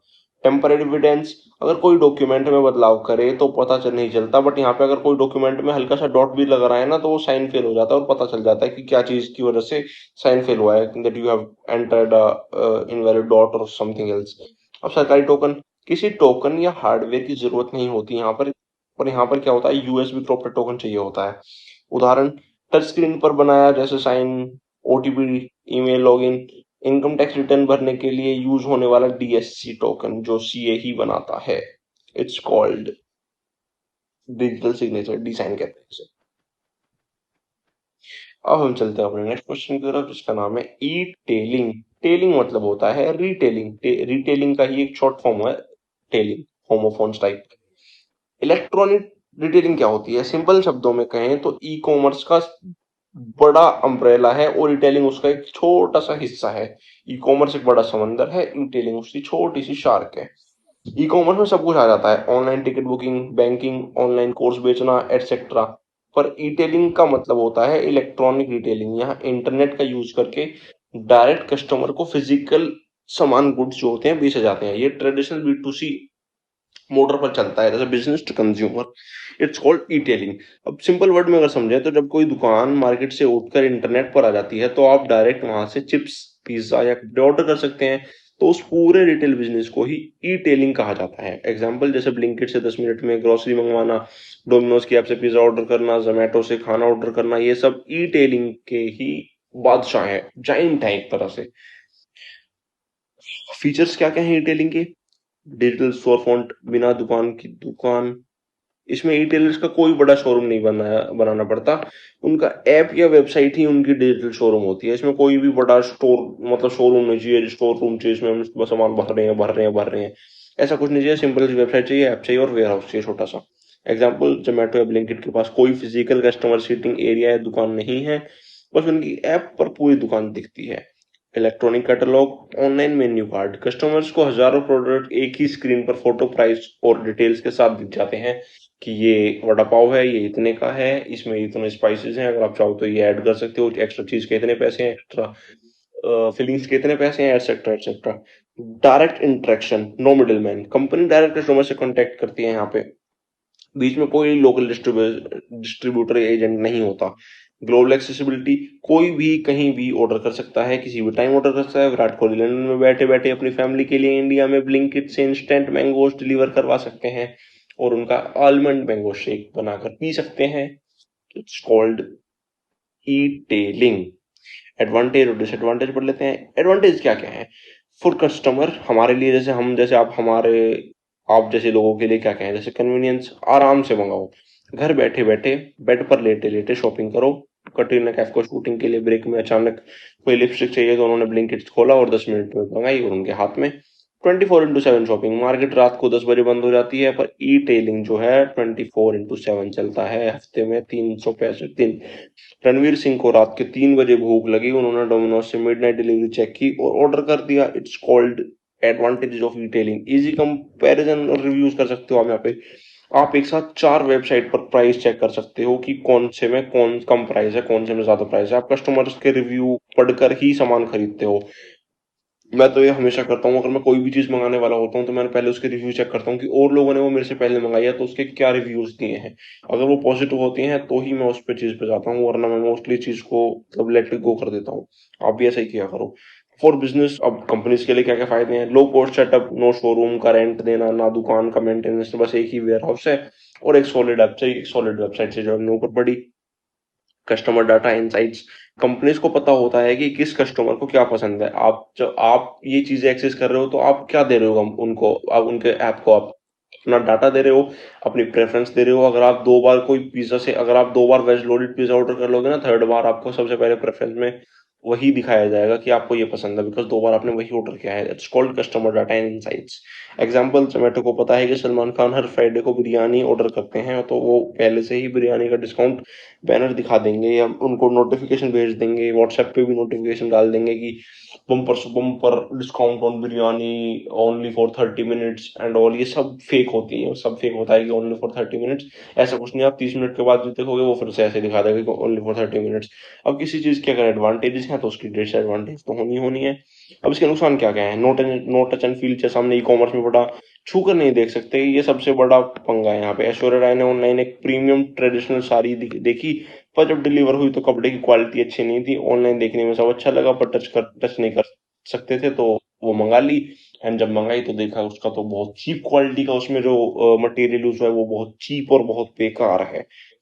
अब डिलीवरी डिलेज और लॉजिस्टिकल डिपेंडेंस, जैसे मैंने आपको बताया कि अगर आपकी 3 तारीख को शादी है, आपने 31 तारीख को चीज ऑर्डर करी, अपनी शेरवानी ऑर्डर करी नहीं है तो थोड़ा सा शादी को हो जाएगा। जैसे मान लो कोई फंक्शन है एक 3 तारीख को और आपने 31 तारीख को कोई जीन्स ऑर्डर करी बेल बॉटम, और वो उसमें दिखा रहा था कि 2 तारीख की रात तक आ जाएगी, बट वो 3 तारीख की रात तक भी नहीं आई। आप परेशान हो रहे हो बिकॉज डिलीवरी डिले हो गई बिकॉज ऑफ एनी रीजन। बारिश पड़ गई उस एरिया में, टायर पंचर हो गया ट्रक का, एनीथिंग। अगर बारिश हो गई है, ट्रैफिक जाम हो गया, तो डिलीवरी लेट हो जाती है। जैसे रोहित शर्मा मैच से पहले भूखे बैठे थे और उन्होंने डिनर 1 घंटा लेट हो गया, यहाँ गुस्सा आने लाजमी है। उन्होंने 1 घंटे पहले जोमेटो से कुछ ऑर्डर किया था, बट वो ट्रैफिक में फंस गया बंदा, तो उस वजह से नहीं आ पाया। Lack of personal touch, traditional market में आप दुकानदार से बात करते हो, थोड़ा बार्गेन करते हो, मोल भाव करते हो, पर ई टेलिंग में सब रोबोटिक और ऑटोमेटिक होता है। अब आप अगर कोई देख रहे हो, कोई जैसे अरमानी एक्सचेंज की कोई शर्ट है वो 3,000 रुपए की है, तो आप उसे ये नहीं बोल सकते ना कि वो भाई 2800 की लगा ले, इसे 2700 की लगा ले। बट अगर आप फिजिकली जाओगे तो अगर वो आपको कहता है कि 2500 रुपए की ये शर्ट है, आपको भाई थोड़ा कम कर लो, थोड़ा डिस्काउंट दे दो, 24 लगा लो, 23 लगा लो, ऐसा नहीं हो सकता। यहाँ पे रोबोटिक और ऑटोमेटेड चीजें चलती हैं। अब cyber security and fraud risk, credit card details leak होने का डर रहता है। जैसे ये कभी कभी फेक वेबसाइट्स पर पैसे फंस जाते हैं। जैसे आपने कोई वेबसाइट देखी, वहां पे आपने चीजें ऐड टू कार्ट कर दी, वहां पे पेमेंट भी कर दी, अब बाद में पता चला कि वो वेबसाइट तो फेक थी। That's why. अब डिफरेंस पढ़ लेते हैं। डिफरेंस मैंने क्या करा है, मैंने 3 के डिफरेंस बताए आपको। एच डबल टीपीएस के, एच ट्रिपल टीपी के, internet W, web server, web application server, web server और एप्लीकेशन सर्वर। ये 3 डिफरेंस कर लेना। अगर कोई आना होगा तो इनके अंदर आ जाएगा, बट अगर कोई नहीं आना होगा तो अगर क्या, बिकॉज एक बहुत ये ई कॉमर्स बहुत वास्ट टॉपिक है, तो अगर इनके अंदर से नहीं आता है तो आपको कोई जरूरत नहीं। अगर आपको नहीं आता है अटेम्प्ट करने की, बिकॉज आपको 9 क्वेश्चन आएंगे एग्जाम में, उनमें से कोई एनी 5 अटेम्प्ट करने हैं, तो आप वही अटेम्प्ट करना जो आपको बहुत अच्छे से आते हैं, जो आप बहुत अच्छे से बना के लिख सकते हो, शीट भर सकते हो बेसिकली, एक रफ लैंग्वेज में बोलूं तो। अब इसे हम इनका डिफरेंस पढ़ लेते हैं। एचटीटीपीएस, एचटीटीपी क्या होता है? सबसे पहले तो आप ये समझो, एचटीटीपी की फुल फॉर्म होती है हाइपर टेक्स्ट ट्रांसफर प्रोटोकॉल, और एचटीटीपीएस की होती है hyper text transfer protocol secure. अब इंटरनेट के सुरक्षा कवच होते हैं ये दोनों, दोनों का काम एक ही है, आपके वेब ब्राउजर और आपकी वेबसाइट के सर्वर के बीच में डाटा को लेकर आना और जाना। पर फर्क सिर्फ एक टेल का है, लॉक का है। एग्जाम्पल, एचटीटीपी क्या होता है? ये एक खुला रास्ता है, जो भी डाटा आप भेजते हो वो प्लेन टेक्स्ट नॉर्मल लैंग्वेजेस में जाता है। अगर रास्ते में कोई चोर हैकर बैठ जाए तो वो सब पढ़ सकता है। It's called HTTP, hyper text transfer protocol. अब एचटीटीपीएस क्या होता है? Hyper text transfer protocol secure. ये एक बुलेट प्रूफ गुफा है, इसमें डाटा इनक्रिप्ट कोड लैंग्वेजेस होकर जाता है। इसके साथ एक एसएसएल टीएलएस सर्टिफिकेट का ताला लगा होता है। अगर हैकर डाटा चुरा भी ले तो उसे समझ नहीं आएगा कि क्या लिखा है। दैट्स व्हाई ये बहुत सिक्योर होता है, ये इतना सिक्योर नहीं होता। एग्जाम्पल, मान लो विराट कोहली अपने कार्ड डिटेल्स और नेट बैंकिंग पासवर्ड किसी वेबसाइट पर डाल रहे हैं, और अगर वो वेबसाइट एचटीटीपी पर है तो कोई भी हैकर उनका पासवर्ड चुरा लेगा बहुत इजीली। पर अगर वेबसाइट एचटीटीपीएस है, जैसे जोमेटो, ब्लिंकिट, डोमिनोज की सारी वेबसाइट, जितनी भी ये बड़ी बड़ी वेबसाइट है, Zepto, Blinkit, Zomato, Myntra and Flipkart, Amazon, ये सारी चीजें एचटीटीपीएस में सिक्योर्ड हैं, तो उनका डाटा एकदम सेफ रहेगा, चोरी होने का डर नहीं है, बिल्कुल भी 0% डर। अब चलते हैं इंटरनेट और डब्ल्यू पर। डब्ल्यू तो आपने बचपन में कंप्यूटर की क्लास में पढ़ा होगा, वर्ल्ड वाइड वेब। मक्खन सॉरी मक्खान सॉरी मक्खन मकान वर्सेस रास्ता। लोग सोचते हैं दोनों सेम होते हैं, पर दोनों में जमीन और आसमान का फर्क होता है। इंटरनेट एक ऐसी फिजिकल नेटवर्क है और डब्ल्यू उसके ऊपर चलने वाली एक सर्विस है। For example network, a network of networks. Network internet जो होता है वो नेटवर्क का भी नेटवर्क होता है। ये पूरी दुनिया के कंप्यूटर्स, केबल, राउटर्स और सैटेलाइट के एक बहुत बड़ा फिजिकल इंफ्रास्ट्रक्चर जाल है। यह एक रोड की तरह है जो सारे कंप्यूटर्स को आपस में जोड़ती है। It's called internet.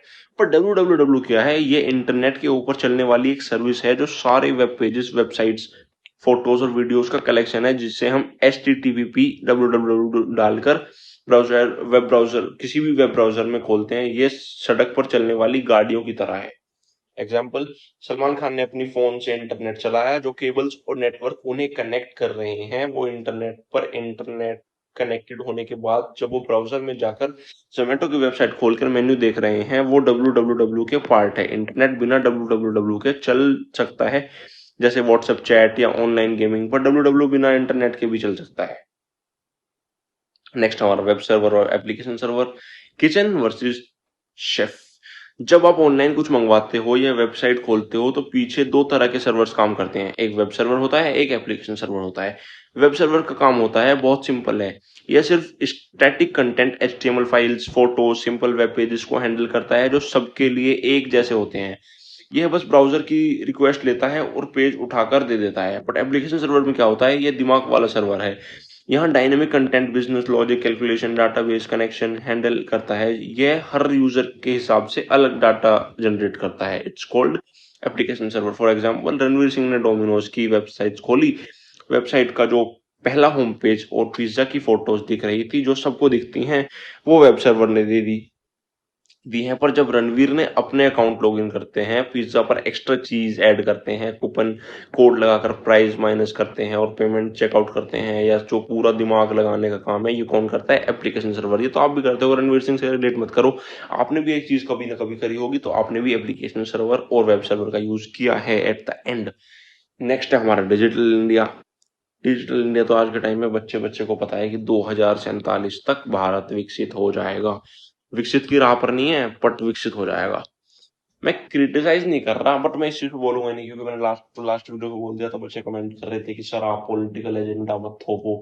मैं थोप नहीं रहा। आप देखो, इस वीडियो में मैं स्वतंत्र हूँ कुछ भी बोलने के लिए, बट वो एक दायरे में होना चाहिए। अब ऐसा तो है नहीं कि मैं बीजेपी को या कांग्रेस को या किसी भी XYZ पॉलिटिकल पार्टी को गाली गलौज कर रहा हूँ। ऐसा तो कभी नहीं हुआ, बिकॉज मैंने अपनी निजी जिंदगी में कभी गाली वगैरह नहीं दी, बिकॉज ये चीजें शोभा नहीं देती है सभी इंसान को। तो मैं ऐसा तो है नहीं, तो आप ये नहीं कह सकते कि आप थोपो मत। हाँ, ये आप ये कह सकते हो कि आप वीडियो के अंदर ये सारी चीजें बात मत करो। आपको बात करनी है तो आपको सेपरेट वीडियो बना दो। बट जैसे यहाँ पे क्वेश्चन आया डिजिटल इंडिया। अब जैसे मोदी जी कहते हैं 2047 तक भारत विकसित हो जाएगा। नीट पे एग्जाम लीक, महाराष्ट्र में CET लीक, MP में लेखपाल लीक, तीनों जगह पर महाराष्ट्र MP और ये नीट कहाँ से लीक हुआ था? सीकर का सेंटर था, MP में ही। सीकर का और पुणे का। ये यहाँ पे भी इनकी सरकार है, बीजेपी। अब जिम्मेदारी किसने ली? किसी ने भी नहीं ली। आपने देखा हो कि जिस देश में 22 लाख नीट का बच्चा, 20 प्लस बच्चों ने आत्महत्या कर ली, वहां पर हमारे देश के प्रधानमंत्री, माननीय प्रधानमंत्री, दूसरे देश की महिला प्रधानमंत्री को मेलोडी ट्रॉफी गिफ्ट कर रहे हैं, और देश की नेशनल मीडिया उस पर 20 से ज्यादा शो कर दे रही है। तो आप सोचो कि वो देश डिजिटल इंडिया की राह पर है। अगर मैं कहीं पे जा रहा हूँ और वहां पे चीजें, अगर मेरे को किसी ने बताया कि जब आप मैं के घर पे जाओगे तो एक नीम का पेड़ मिलेगा, वहां पे सामने चौराया मिलेगा, और मैं जा रहा हूँ और मेरे को नीम का पेड़ अभी तक नहीं मिला और चौराया नहीं मिला, तो इसका मतलब है कि मैं सही रास्ते पर नहीं हूँ। ऐसे ही आज के टाइम पर जो रिस्पॉन्सिबिलिटी है वो कोई नहीं निभा रहा। किसी की भी जवाबदेही नहीं है। आपने देखा हो तो मोदी जी ने एक ट्वीट नहीं करा, एक भी ट्वीट नहीं करा कि नीट के बच्चों के साथ जो हुआ। जैसे मेरा देश का प्रधानमंत्री अगर परीक्षा पर चर्चा कर सकता है तो उसे परीक्षा लीक पर चर्चा भी करनी चाहिए। ये मेरा पर्सनल पॉइंट ऑफ व्यू है जो मैं आपके साथ शेयर कर सकता हूँ इस वीडियो के माध्यम से। अब ऐसा तो है नहीं मैं अकेले बात करके आपसे अकेले बात करूंगा तो मैं आप तक कैसे पहुंचेगी, ऐसे मैं वीडियो के जरिए बता सकता हूँ आपको। बट मैं इसे थोप नहीं रहा आप पे कि मैं किसी भी पार्टी के, मेरी विचारधारा किसी भी पार्टी से मैच नहीं करती, क्योंकि पंजाब में तो आपको पता होगा आम आदमी की सरकार है आपकी। वहां पर कौन सा सब चीज अच्छी हो रही है, वहां पर तो एग्जाम ही नहीं होते ज्यादातर। तो कोई भी किसी भी सरकार ने एजुकेशन पे काम नहीं किया, ये चीज मैं ओपनली कह सकता हूँ। किसी भी पार्टी ने, कांग्रेस हो, बीजेपी हो, किसी ने भी एजुकेशन पे काम नहीं करा, हेल्थ को प्रायोरिटाइज नहीं करा। आपने देखा हो मिड डे मील जो हमारी गवर्नमेंट ने चलाई थी, इसमें 40 से ज्यादा बच्चों के दूध, पानी में दूध, हमने तो सुना था आज तक दूध में पानी, यहाँ पर पानी में दूध मिलाया गया है। वीडियो वायरल है, आज भी यूट्यूब पे आप देख सकते हो। तो क्या कर सकते हैं, ये सब जो सोचते हैं तो बहुत मतलब दुख होता है, पर क्या कर सकते हैं। पढ़ते हैं अपने हम, जो हमें एग्जाम के पॉइंट ऑफ व्यू से पढ़ना है। डिजिटल इंडिया का सिर्फ एक ही लाइन का मकसद नहीं है, इसके 3 बड़े बड़े पिलर्स हैं जो हमारी गवर्नमेंट ने हमें दिए हैं। डिजिटल इंफ्रास्ट्रक्चर जो कि नहीं है, गवर्नेंस सर्विस ऑन डिमांड जो कि नहीं है, डिजिटल एम्पावरमेंट ऑफ सिटीजन जो कि आज के टाइम पर नहीं मिल रही है। बट हम जो पढ़ना है हम तो वही पढ़ेंगे। हर एक नागरिक को हाई स्पीड इंटरनेट, एक डिजिटल पहचान आधार और एक सेफ साइबर स्पेस मिलना चाहिए। ये तो मिल रहा है, हाई स्पीड इंटरनेट, एक डिजिटल पहचान, ये चीज तो है। Governance and service on demand, सरकारी काम के लिए चक्कर ना काटने पड़े, सब कुछ रियल टाइम में होना ही मिले, ये तो कहीं से कहीं तक भी नहीं। आप अगर आज इंसाफ मांगने भी जाओगे ना हाई कोर्ट में, तो आपको वहां भी पैसे खर्च करने, पिटीशन के लिए, एडवोकेट के लिए, XYZ चीजों के लिए पैसे चाहिए ही चाहिए। मेरा तो ये मानना है कि गरीब आदमी को आज के टाइम में पैसों की वजह से न्याय भी मिलना पॉसिबल नहीं है, उसको बहुत जद्दोजहद करनी पड़ेगी, इतना आसान नहीं है। डिजिटल एम्पावरमेंट ऑफ सिटीजन, देश के हर बंदे, चाहे वो गांव का हो या शहर का हो, डिजिटल टूल चलाने सिखाए उसे। अब आपने देखा हो कि आज भी गांव में जितने भी विलेज एंड ऑल हैं, आज भी वहां पर पूरी तरीके से डिजिटल चीजें नहीं पहुंची हैं। उन्हें आज भी नहीं पता होगा। आप आज भी किसी 50+ बंदे से पूछोगे कि जोमेटो से मैं खाना ऑर्डर कर दूं, आपके लिए वो पूछेगा जोमेटो ये क्या होता है। उन्हें आने आज तक घर में ही खाना बनाना सीखा है, उन्हें ये चीजें नहीं बताई गई। न्यू टेक्नोलॉजी, आप ये बताओ टेक्नोलॉजी पे काम करना किसकी जिम्मेदारी थी? जो सरकार केंद्र में है, जो सरकार सत्ता में है उसकी। बट कहां पर इतना पैसा खर्च होता है? जहां पर चाइना अपनी जीडीपी का 96% जो होता है वो टेक्नोलॉजी पे most of the time year खर्च कर देता है, वहां पर हमारे देश खर्च करता है 2.3%। आप जो बजट आया था फरवरी 2026 में, आप पढ़ लेना वहां पे। अब 9 पिलर ऑफ डिजिटल इंडिया, सरकार ने इस बड़े मिशन को 9 हिस्सों में बांटा है। ब्रॉडबैंड हाईवेज, ये क्या है? पूरे देश में इंटरनेट की सड़क ऑप्टिकल फाइबर जैसे बिछाना, जैसे गांव गांव तक ब्रॉडबैंड इंटरनेट पहुंचाना। एग्जांपल ब्लिंकिट, जोमेटो तभी चलेंगे जब इंटरनेट होगा। बिना इंटरनेट के ना जोमेटो चलेगा ना ब्लिंकिट चलेगा। तो गांव में बैठा कोई भी बंदा अगर ऑनलाइन बिजनेस करना चाहता है तो उसके लिए सरकार ब्रॉडबैंड हाईवे बना रही है। Second, universal access to mobile connectivity. India के जिन गांव में आज भी मोबाइल के नेटवर्क नहीं आते, वहां मोबाइल टावर्स खड़े करना और कनेक्टिविटी देना। पब्लिक इंटरनेट एक्सेस प्रोग्राम, जैसे पोस्ट ऑफिस और राशन जो शॉप्स होती हैं उनको कॉमन सर्विस CSC में बदलना, जैसे ताकि जिनके पास घर पर इंटरनेट नहीं है वो वहां जाकर अपना ऑनलाइन सरकारी काम कर सकें। ई गवर्नेंस हम आगे पढ़ेंगे। रिफॉर्मिंग गवर्नमेंट थ्रू टेक्नोलॉजी, सरकारी डाटाबेस और फॉर्म्स को ऑनलाइन करना, सॉफ्टवेयर यूज करना ताकि भ्रष्टाचार खत्म हो, जो कि मुझे तो लगता नहीं है ये चीजें कभी खत्म होंगी। भ्रष्टाचार आज के टाइम पर अपनी पीक पर है। हर चीज में घूसखोरी, हर चीज में भ्रष्टाचार। अभी पर आपने पढ़ा होगा कि MP के कुछ जो IAS वगैरह थे उन्होंने मिलकर कोई जमीन खरीदी 7 करोड़ की। अगली ही रात वो जमीन 8,500 करोड़ की हो गई, क्योंकि वहां पर से कोई नेशनल हाईवे पास होना था। अब उन IAS को कैसे पता चला कि वो जमीन इतने की होने वाली है और उन्होंने अपने खरीद ली? तो कितनी बड़ी चीज है ये, बहुत कितनी बड़ी बड़ी चीज है भ्रष्टाचार की उसमें ये। एग्जाम्पल, विराट कोहली और रोहित शर्मा को अगर नया पासपोर्ट बनवाना है तो उन्होंने अब सिर्फ सरकारी दफ्तर में लाइन नहीं लगानी पड़ती, सब कुछ ऑनलाइन ही गवर्नेंस के थ्रू प्रोसेस हो जाता है। ई क्रांति, इलेक्ट्रॉनिक डिलीवरी ऑफ सर्विस, जैसे मतलब ये सबसे मजेदार पिलर है। इसका मतलब है सर्विस को इलेक्ट्रॉनिक बनाना, जैसे ई एजुकेशन, ऑनलाइन पढ़ाई, e health care, online doctor consultation, and e codes, ये आपने पढ़ा होगा कि आप आज के टाइम में किसी भी डॉक्टर से ऑनलाइन कंसल्ट कर सकते हो, किसी भी फिजिशियन से, किसी भी योगा मेंटोर से, ये सब चीजें आप ई क्रांति के जरिए ही कर पाते हैं। जैसे कटरीना कैफ और सलमान खान ने अगर लॉकडाउन के टाइम पर ये गड़बड़ ये गड़बड़ मासूम मौसम ये गड़बड़ मौसम में घर बैठे ऑनलाइन डॉक्टर से कंसल्ट किया या डिजिटल रिपोर्ट मंगवाई, वो एक ई क्रांति का पार्ट है। Sixth, information for all. सरकार जो भी काम या कानून बना रही है वो ओपन डाटा पोर्टल data.gov.in पर ऑनलाइन सबके लिए डाल दे, ताकि देश का कोई भी नागरिक उसे देख सके। Electronic manufacturing, mobile, laptop, chips और इलेक्ट्रॉनिक सामान बाहर से मंगवाना के बजाय मेक इन इंडिया के तहत अपने ही देश में बनाना टारगेट है। Zero import. और आज के आप अगर आज भी आप डाटा पढ़ोगे ना, हम जितना भी इंपोर्ट कर रहे हैं चाइना से, हम जितना भी सामान इंपोर्ट कर रहे हैं वो चाइना से। अगर आज आप एप्पल में एक वीडियो देख रहे हो ना, तो उस पर लिखा है made in China, assemble in California, US.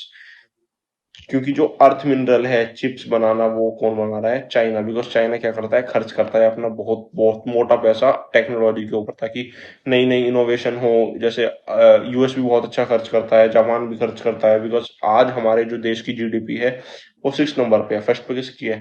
America की। सेकंड पे चाइना, जापान, इनकी है। हमारी 6 नंबर पे। फिफ्थ पे यूके की है, लंदन की।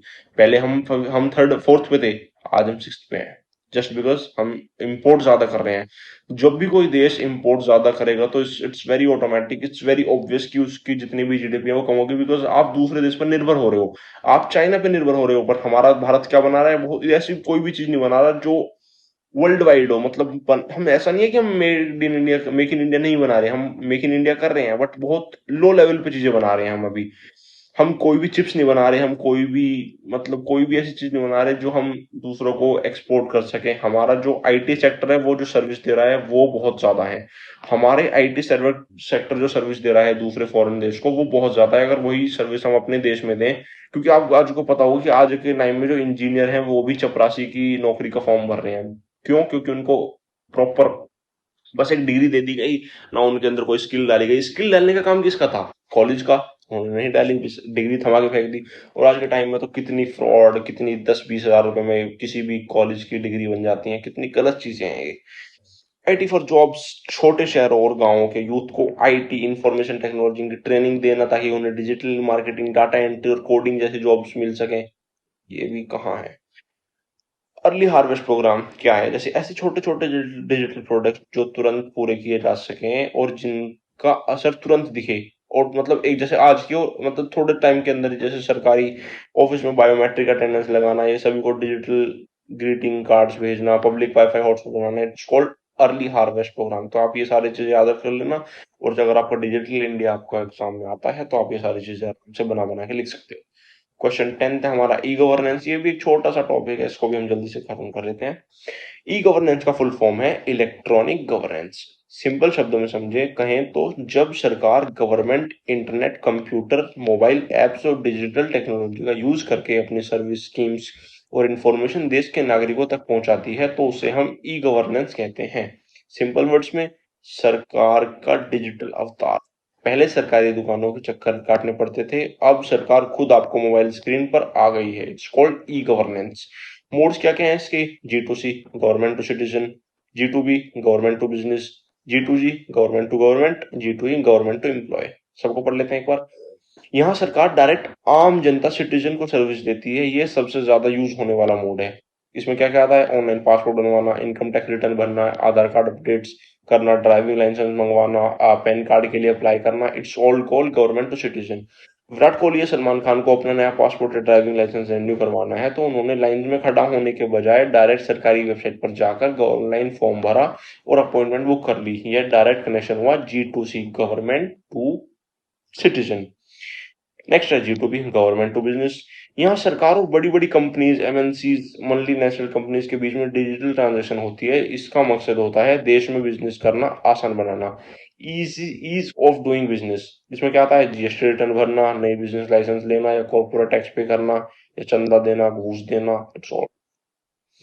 एग्जाम्पल, जोमैटो, ब्लिंकिट, डोमिनोज जैसी बड़ी बड़ी कंपनी जॉब को चलाने के लिए सरकार के नियम फॉलो करने पड़ते हैं। जब ये कंपनी सरकार को टैक्स पोर्टल पर जाकर करोड़ का GST goods and service tax online पे करती हैं तो ये फूड सेफ्टी लाइसेंस लेती हैं तो वो G2B कहलाता है, गवर्नमेंट टू बिजनेस। G2G होता है गवर्नमेंट टू गवर्नमेंट। यहाँ दो अलग अलग सरकारी डिपार्टमेंट या स्टेट गवर्नमेंट्स आपस में ही इंटरेक्ट करती हैं, इंटरनेट और सिक्योर नेटवर्क के जरिए डाटा शेयर करते हैं। आम जनता को यह बाहर से नहीं दिखता इजली। सेंट्रल गवर्नमेंट का स्टेट गवर्नमेंट से डेटा शेयर करना, पुलिस डिपार्टमेंट का इनकम टैक्स डिपार्टमेंट के साथ रिकॉर्ड एक्सचेंज करना, ये आपको नहीं दिखेगा। मान लो मुंबई पुलिस ने किसी क्रिमिनल का रिकॉर्ड चेक किया और उसे बिहार या दिल्ली पुलिस के साथ ऑनलाइन डाटाबेस के जरिए शेयर कर दिया ताकि वो तुरंत पकड़ा जाए। दो सरकारी ताकतों ने एक साथ चीजें शेयर करी डिजिटल तकनीकों को यूज करके। It's called G2G, government to government. एक होता है G2G, गवर्नमेंट टू एम्प्लॉय। सरकार देश की सबसे बड़ी एम्प्लॉयर है, लाखों सरकारी कर्मचारी हैं। जब सरकार अपने ही एम्प्लॉय, सरकारी नौकरी करने वालों के साथ डिजिटली इंटरेक्ट करती है तो उसे G2E कहते हैं, गवर्नमेंट टू एम्प्लॉय। अब इसमें क्या क्या आता है? इसमें सरकारी एम्प्लॉयज की सैलरी स्लिप्स ऑनलाइन आना, उनके पीएफ प्रोविडेंट फंड चेक करना, ऑनलाइन लीव अप्लाई करना या बायोमेट्रिक अटेंडेंस लगाना, आज ये सब इन्वॉल्व होता है इसमें। फॉर एग्जांपल, देश के रेलवेज या बैंकिंग सेक्टर में काम करने वाले जितने भी सरकारी कर्मचारी जब अपनी ऑनलाइन एचआर पोर्टल से छुट्टी लीव अप्लाई करते हैं, यानी अपनी पेंशन या फिर अपनी पेंशन का स्टेटस चेक करते हैं, वो होता है G2E, government to employ, government employ. ये प्राइवेट एम्प्लॉय के अंदर नहीं आता ये चीज, ये गवर्नमेंट एम्प्लॉय के अंदर ही आता है। जैसे government to government employ framework का यूज करके it's called government to employ. I hope कि आपको G2G, G2C, G2B, G2C बहुत अच्छे से क्लियर हो गया होगा। अब हम चलते हैं, कुछ 4-5 आपको शॉर्ट नोट है, मैं आपको ये पढ़ा देता हूँ और हमारी वीडियो एंड हो जाएगी। That's all. शॉर्ट नोट्स मैंने आपके डाले हैं, मालवेयर डाला है, फिशिंग डाला है, स्पाई डाला है, स्पूफिंग डाला है, फिनटेक डाला है, वॉलेट डाला है, सिमेट्रिक इंक्रिप्शन और असिमेट्रिक इंक्रिप्शन डाला है। ये बहुत इजी इजी है, समझ लेते हैं। आपको वैसे भी, आपको अगर एग्जाम भी नहीं कर रहे तो आपको ये चीजें तो पता होनी चाहिए कि मालवेयर, फिशिंग, स्पाईवेयर, स्पूफिंग ये चीजें होती क्या है। ये साइबर थ्रेट से है। मालवेयर क्या है? एक मालिशियस सॉफ्टवेयर है। ये गंदे या हानिकारक सॉफ्टवेयर का एक पूरा का पूरा खानदान है, जैसे वायरस, ट्रोजन, रनसोमवेयर। इसका एक ही मकसद होता है कि आपके फोन या कंप्यूटर में घुसकर आपका डाटा चोरी करना या सिस्टम को खराब करना हो, फिर computer and phone. It's called malware. Next है फिशिंग। फिशिंग होता है जाल बिछाना कंसेप्ट, जैसे नकली ईमेल, मैसेज या लिंक भेजकर आपको फंसाना और आपसे आपके बैंक पासवर्ड या यूपीआई पिन निकलवाना। ये बिल्कुल मछली पकड़ने के जैसा है, जाकर आपने जाल फेंका, वहां पे मछली आ गई, आपने खींच लिया। It's called fishing. इसीलिए FISHING की तरह यहाँ पे PH लगा दिया, फिशिंग। अगला है आपका एग्जाम्पल समझ लेते हैं। विराट कोहली के पास एक ईमेल आया, सर आपको डोमिनोज की तरफ से, हमने ऊपर पढ़ लिया था तो फिर से नहीं पढ़ेंगे। स्पाईवेयर, छुपा हुआ जासूस कॉन्सेप्ट, जैसे एक ऐसी खुफिया सॉफ्टवेयर जो आपकी मर्जी के बिना आपके फोन में बैठ जाता है और आपकी पूरी की पूरी chat, call recording, video call recordings, phone, photos कोई तीसरा बंदा हैकर जो होता है वो भेज रहा होता है, हैकर को भेज रहा होता है। ये सॉफ्टवेयर, ये भी बहुत आज के टाइम में बहुत एक रैपिडली ग्रो कर रहा है। तो आप कोई भी, मैंने जैसे आपको बोला था, कोई भी प्ले स्टोर के बिना कोई भी ऐप डाउनलोड मत करना। टेलीग्राम से तो बिल्कुल भी मत करना कोई भी एप्लीकेशन डाउनलोड जो आपको कहते हैं कि, जैसे स्टडी रत्ना देख रहा था मैं, एक स्टडी रत्ना यहाँ पे कोर्स वगैरह फ्री मिलते हैं, बिल्कुल मत करना, क्योंकि वो पीछे से आपका सारा डाटा कलेक्ट होते हैं। जैसे किसी ने हार्दिक पांड्या के फोन में एक जासूसी ऐप स्पाईवेयर डाल दी। अब हार्दिक पांड्या कब जब भी किसी से बात करते हैं, नताशा को क्या मैसेज भेज रहे हैं, वो सारी चीजें पता लग जाती हैं नताशा के जिम ट्रेनर। हाँ, तो ये किसी होटल में हो सकता है, वो सरकारी सारी खबर हैकर के पास लाइव पहुंच रही है कि वो कौन से होटल में है, कहाँ पर मिल रहे हैं, कहाँ पर उनका डाइवोर्स हुआ, कितनी एलिमनी गई, क्या क्या लास्ट बात हुई थी, ये सब कुछ वो हैकर एक्सेस कर सकता है just the help of spyware. Next है आपका स्पूफिंग। स्पूफिंग क्या होता है? भेष बदलकर धोखा देना। फॉर एग्जाम्पल, अपनी असली पहचान छुपाना, किसी मशहूर ब्रांड या इंसान का बेहतरम करना ताकि सामने वाले को लगे कि सब कुछ असली है। हाँ, समझते हैं। अपना अपनी असली पहचान छुपाकर किसी सामने वाले इंसान का भेष धारण करना ताकि सामने वाले को लगे कि हाँ सब कुछ असली है। इसमें fake caller ID, fake website या फेक ईमेल का यूज होता है। इट्स कॉल्ड स्पूफिंग, भेष बदलकर धोखा देना। फॉर एग्जाम्पल, जैसे कटरीना कैफ की फोटो पर एक कॉल आया और स्क्रीन पर लिखा था कि ब्लिंकिट कस्टमर केयर। अब सामने वाले ने बोला, मैम आपका ऑर्डर अटक गया है, नया OTP बताओ। कटरीना को लगा कि हाँ असली ब्लिंकिट है, पर वो एक फ्रॉड हैकर था जिसने जो ब्लिंकिट के नाम पर लेकर स्पूफिंग कर रहा था। It's called spoofing. नेक्स्ट आपका फिनटेक, फाइनेंशियल टेक्नोलॉजी। इसका कंसेप्ट क्या है? Finance plus technology is called fintech. Fin और टेक इज कॉल्ड फिनटेक।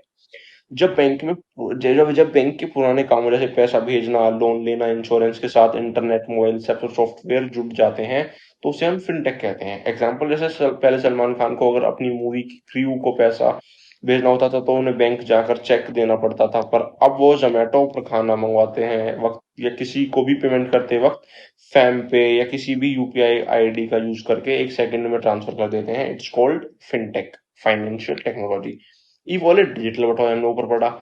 ये आपके फोन के अंदर एक प्रीपेड डिजिटल वॉलेट है जिसमें आप मेन बैंक अकाउंट से इसमें पैसा डाल सकते हैं। जैसे आपने मोबीक्विक, अगर आप किसी कोई भी बंदा मोबीक्विक चलाता होगा तो उसे पता होगा कि वहां पर दो सेपरेट वॉलेट होते हैं। एक तो आपका बैंक वॉलेट होता है और एक आपका एमबी वॉलेट होता है, मोबीक्विक वॉलेट, जहाँ पे आप अपना पैसा कितना भी डाल सकते हो। वैसे बहुत यूज करता हूँ आज के टाइम पे।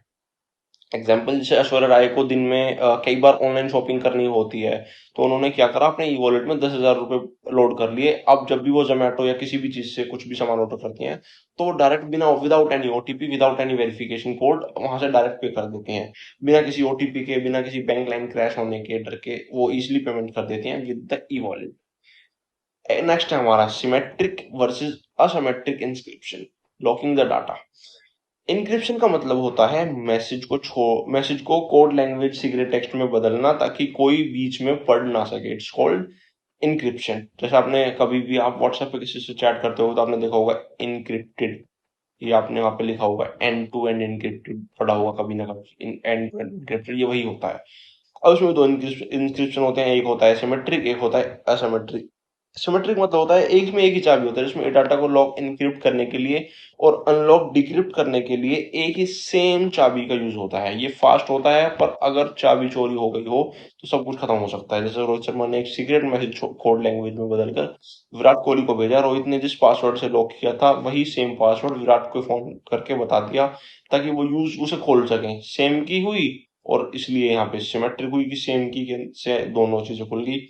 असिमेट्रिक के अंदर क्या होता है, ये सबसे सिक्योर है। इसमें दो अलग अलग चाबियां होती हैं, पब्लिक की अलग जैसे मैंने आपको ऊपर बताया, पब्लिक की और प्राइवेट की। ये वही है, जैसे जो सिर्फ ओनर के पास होती है वो होती है प्राइवेट की, जो पब्लिक के पास होती है वो होती है पब्लिक की। एग्जाम्पल क्या है इसका? जैसे युजवेंद्र चहल चाहते हैं कि धनश्री उन्हें एक सीक्रेट फोटो भेजें। चहल ने अपनी पब्लिक की इंटरनेट पर सबको दे दी, धनश्री ने उस चाबी से फोटो को लॉक कर दिया। अब उस फोटो को दुनिया में कोई नहीं देख सकता, सिर्फ चहल खोल सकते हैं, क्योंकि उसके पास प्राइवेट की सिर्फ जो चहल के पास है छुपी हुई, जो उसे धनश्री ने भेजी थी, वही है। That's all for today. I hope कि मैंने आपका एक एक कंसेप्ट क्लियर कर दिया हो। आप यकीन नहीं करोगे, मेरे को डॉक्टर ने सजेस्ट किया था कि आप प्लीज स्क्रीन वगैरह तो बिल्कुल मत, फोन तो बिल्कुल मत ही चलाना। मैं तो आईपैड में बना रहा हूँ फिर भी वीडियो। आप फोन मत चलाना, बिकॉज आंख में दर्द कर रही है, फीवर से पूरा ब्रेन ऐसा हो रहा है कि आप यकीन नहीं करोगे। That's why. बट मेरे को था कि अगर यार, अगर मैंने अभी जैसे वीडियो नहीं दी तो कल तो आपका एग्जाम, अगर आप ये वीडियो सुबह भी देख रहे हो तो कल तो आपका एग्जाम ही है। तो अगर मैं आपको वीडियो सुबह देता या दोपहर में देता तो कल तो आपका एग्जाम था। आपको इनफ टाइम नहीं मिलता फॉर प्रिपेयर, इसलिए मैंने रात को ही शूट किया। मैं इसे सुबह ही, या तो मैं इसे अभी अपलोड कर दूंगा, मैं ट्राई करूंगा अभी अपलोड कर दूं, या मैं इसे सुबह अपलोड कर दूंगा। ये बहुत ज्यादा इंपॉर्टेंट कॉन्सेप्ट है, ये तो आपको बिल्कुल पता ही। अगर आप इनके अलावा कुछ करना चाहो तो कर सकते हो, बट इनको तो बिल्कुल मत छोड़ के जाना। ये तो ऐसे हैं कि आपको ये तो करके बिना जाने ही नहीं है एट एनी कॉस्ट। ये वो कंसेप्ट हैं जो आपको किसी भी हाल में ऐसे करके जाने की। अगर आपको कोई नींद में उठा के पूछे ना, हाँ भाई डिजिटल इंडिया के 7 चीज बता, आप उसे तुरंत बता दो। रोड वगैरह कुछ भी मतलब बता सको। कोई आपसे पूछे एचटीटीपी बता, आप उसे तुरंत बता दो। कोई आपसे पूछे कि ई गवर्नेंस के मोड बता, तो आप तुरंत बता दो। आपसे कोई पूछे फिशिंग क्या होता है बता, स्पूफिंग क्या होता है बता, तो आप तुरंत बता सको। ऐसे आपके इनके कॉन्सेप्ट मैंने क्लियर कर दिए हैं। तो आई होप कि आपको वीडियो पसंद आई होगी। तो अगर आपको इनके इंग्लिश नोट्स चाहिए तो आप मेरे को व्हाट्सएप पे टेक्स्ट कर सकते हो। इंग्लिश नोट्स प्रॉपर अच्छे से बनाए हुए हैं। ये भी ब्लैक पीडीएफ, आप टेंशन मत लेना कि व्हाइट है नहीं है। मैंने हर चीज ब्लैक ही रखता हूँ ताकि आपकी इजी टू रीड हो। जैसे Domino's purchasing raw ingredient like cheese and flour in bulk from wholesale agriculture supply corporation, B to C to C, हर एक चीज यहाँ पे, हर एक चीज डायग्राम जहाँ पे मेरे को लगा रिक्वायर्ड है, तो हर एक चीज आपको मिल जाएगी इंग्लिश नोट में। इनके प्रॉपर हिंदी नोट्स भी है। जैसे मैंने बहुत सारे बच्चे के, मैं कमेंट्स देख रहा था कि उन्हें Hindi notes, sorry Hindi notes चाहिए होते, तो मैंने उनके लिए प्रॉपर हिंदी लैंग्वेज में भी नोट्स बना दिए हैं। ये सुबह तक आ जाएंगे। तो आपको अगर बिल्कुल हिंदी भाषा में नोट्स चाहिए हो तो आप मेरे को व्हाट्सएप पे टेक्स्ट कर सकते हो। आप हमें बता देना कि आपको कौन सी भी लैंग्वेज में नोट्स चाहिए, वो आपको मिल जाएंगे, कोई भी बड़ी बात नहीं है। एक सेकंड में नंबर लिख ही देता हूँ ना आपके लिए, को बेटर हो जाएगा। एक सेकेंड।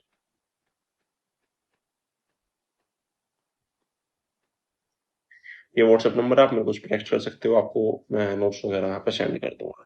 तो आई होप कि आपको वीडियो पसंद आई होगी। आपको वीडियो पसंद आई होगी तो एक लाइक जरूर करना प्लीज। आपका एक लाइक मेरे लिए मोटिवेशन का काम करता है कि हाँ भाई मेरे को वो मोटिवेशन मिलता है, आप लाइक करते हो। एक कमेंट करके बताना अगर आपको कोई भी पार्ट समझ नहीं आया हो, अगर नेगेटिव कमेंट हो तो भी कर देना, कोई दिक्कत नहीं है। मैं उसे भी एक मतलब एक अच्छे उस पर लूंगा कि हाँ मैं क्या बेहतर कर सकता हूँ आपके लिए, बिकॉज मैं भी अपने स्ट्रगलिंग फेज में ही हूँ। मेरा भी थोड़े से चीजें रहती हैं, but I am doing my best to provide you the notes and provide you the concept clarity and all. मैं हर एक चीजों पे काम करता हूँ। तो आई होप कि आपको वीडियो पसंद आई होगी। वीडियो पसंद आई हो तो आप लाइक करना, कमेंट करना, और एक सब्सक्राइब तो बनता है। आप सब्सक्राइब अगर आप यहाँ तक वीडियो अभी भी मेरे को सुन रहे हो तो आई होप कि आप सब्सक्राइब जरूर करोगे। और दैट्स ऑल। रात के 1:12 हो रहे हैं तो मैं भी अब वीडियो बंद करता हूँ, तुरंत सो जाऊंगा, बिकॉज आंख बिल्कुल दर्द कर रही है, बेड हेड भी पेन कर रहा है। तो आई होप कि आपको वीडियो पसंद आई होगी। सो और हाँ, जितने भी मैंने चीजें बोली, जैसे बीजेपी पे या कोई भी चीज किसी भी पॉलिटिकल पार्टी में चीजें बोलता हूँ, तो मेरा आपसे प्लीज एक पर्सनल वो है, एक पर्सनल रिक्वेस्ट है कि आप उसे प्लीज एक जस्ट एक इन्फॉर्मेशन के तौर पे लिया करो। मैं आपको कोई भी, पहली बात तो झूठ चीजें नहीं बताऊंगा कभी भी। आप उसे वेरीफाई कर सकते हो, फैक्ट वेरीफाई कर सकते हो, कुछ भी कर सकते हो।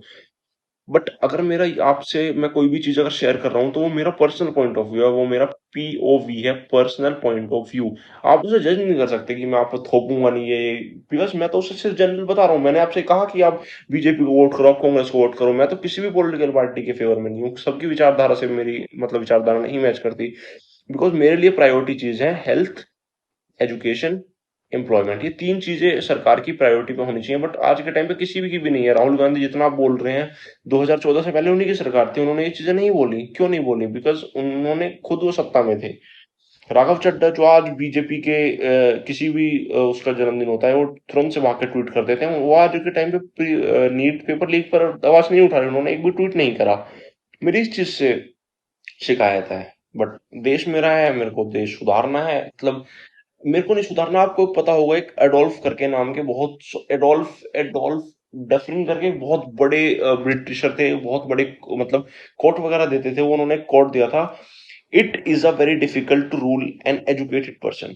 It is a very it is very any it is very difficult to rule an educated person. आप किसी भी एजुकेटेड पर्सन को रूल नहीं कर सकते, क्योंकि वो आपसे राइट मांगेगा। उसे पता है कि मैं अगर टैक्स भर रहा हूँ तो मेरे को रोड क्लियर चाहिए, मेरे को रोड क्लीन चाहिए, मेरे को गंदगी नहीं चाहिए, मेरे को अच्छी हेल्थ सेक्टर चाहिए, मेरे को अच्छा फसाई चाहिए, खाने में मेरे को एडल्ट्रेशन नहीं चाहिए, मेरे को जो रियल जूस के डब्बे पे लिखा हो, बड़े बड़े जूस के फोटो लगे होते हैं, नीचे लिखा होता है pics only for advertisement purpose, वो नहीं चाहिए मेरे को। क्योंकि फसाई क्या कर रहा है? कुछ नहीं कर रहा है इन चीजों में। तो that's why it is very difficult to root an education person. But आज के टाइम पे education is the key of success. Education अगर आपके पास है तो आप कोई भी चीज बदल सकते हो, कोई भी कुछ भी हासिल कर सकते हो। आप गरीब से अमीर बन सकते हो, बहुत कुछ भी कर सकते हो। मिडिल क्लास से अपर अपर हाई क्लास में शिफ्ट हो सकते हो, just by clearing an government exam, जो कि जिनमें भी कितनी धांधली होती है, सिस्टम हैक हो जाते हैं, गवर्नमेंट के एग्जाम बिक जाते हैं, लीक हो जाते हैं, सॉल्व। बट क्या कर सकते हैं? सो आई होप कि आपको वीडियो पसंद आई होगी और मेरा पॉइंट ऑफ व्यू भी। अगर आपको मेरी बात सही लगा अगर, तो प्लीज कमेंट में मेरे को बताया करो कि भैया हाँ आपने ये चीज सही बोली, तो मेरे को भी मोटिवेशन मिलता है। सो अब वीडियो एंड करते हैं। Good night everyone. मतलब आपके लिए तो शायद आप सुबह देख रहे हो वीडियो को, बट मेरे लिए तो गुड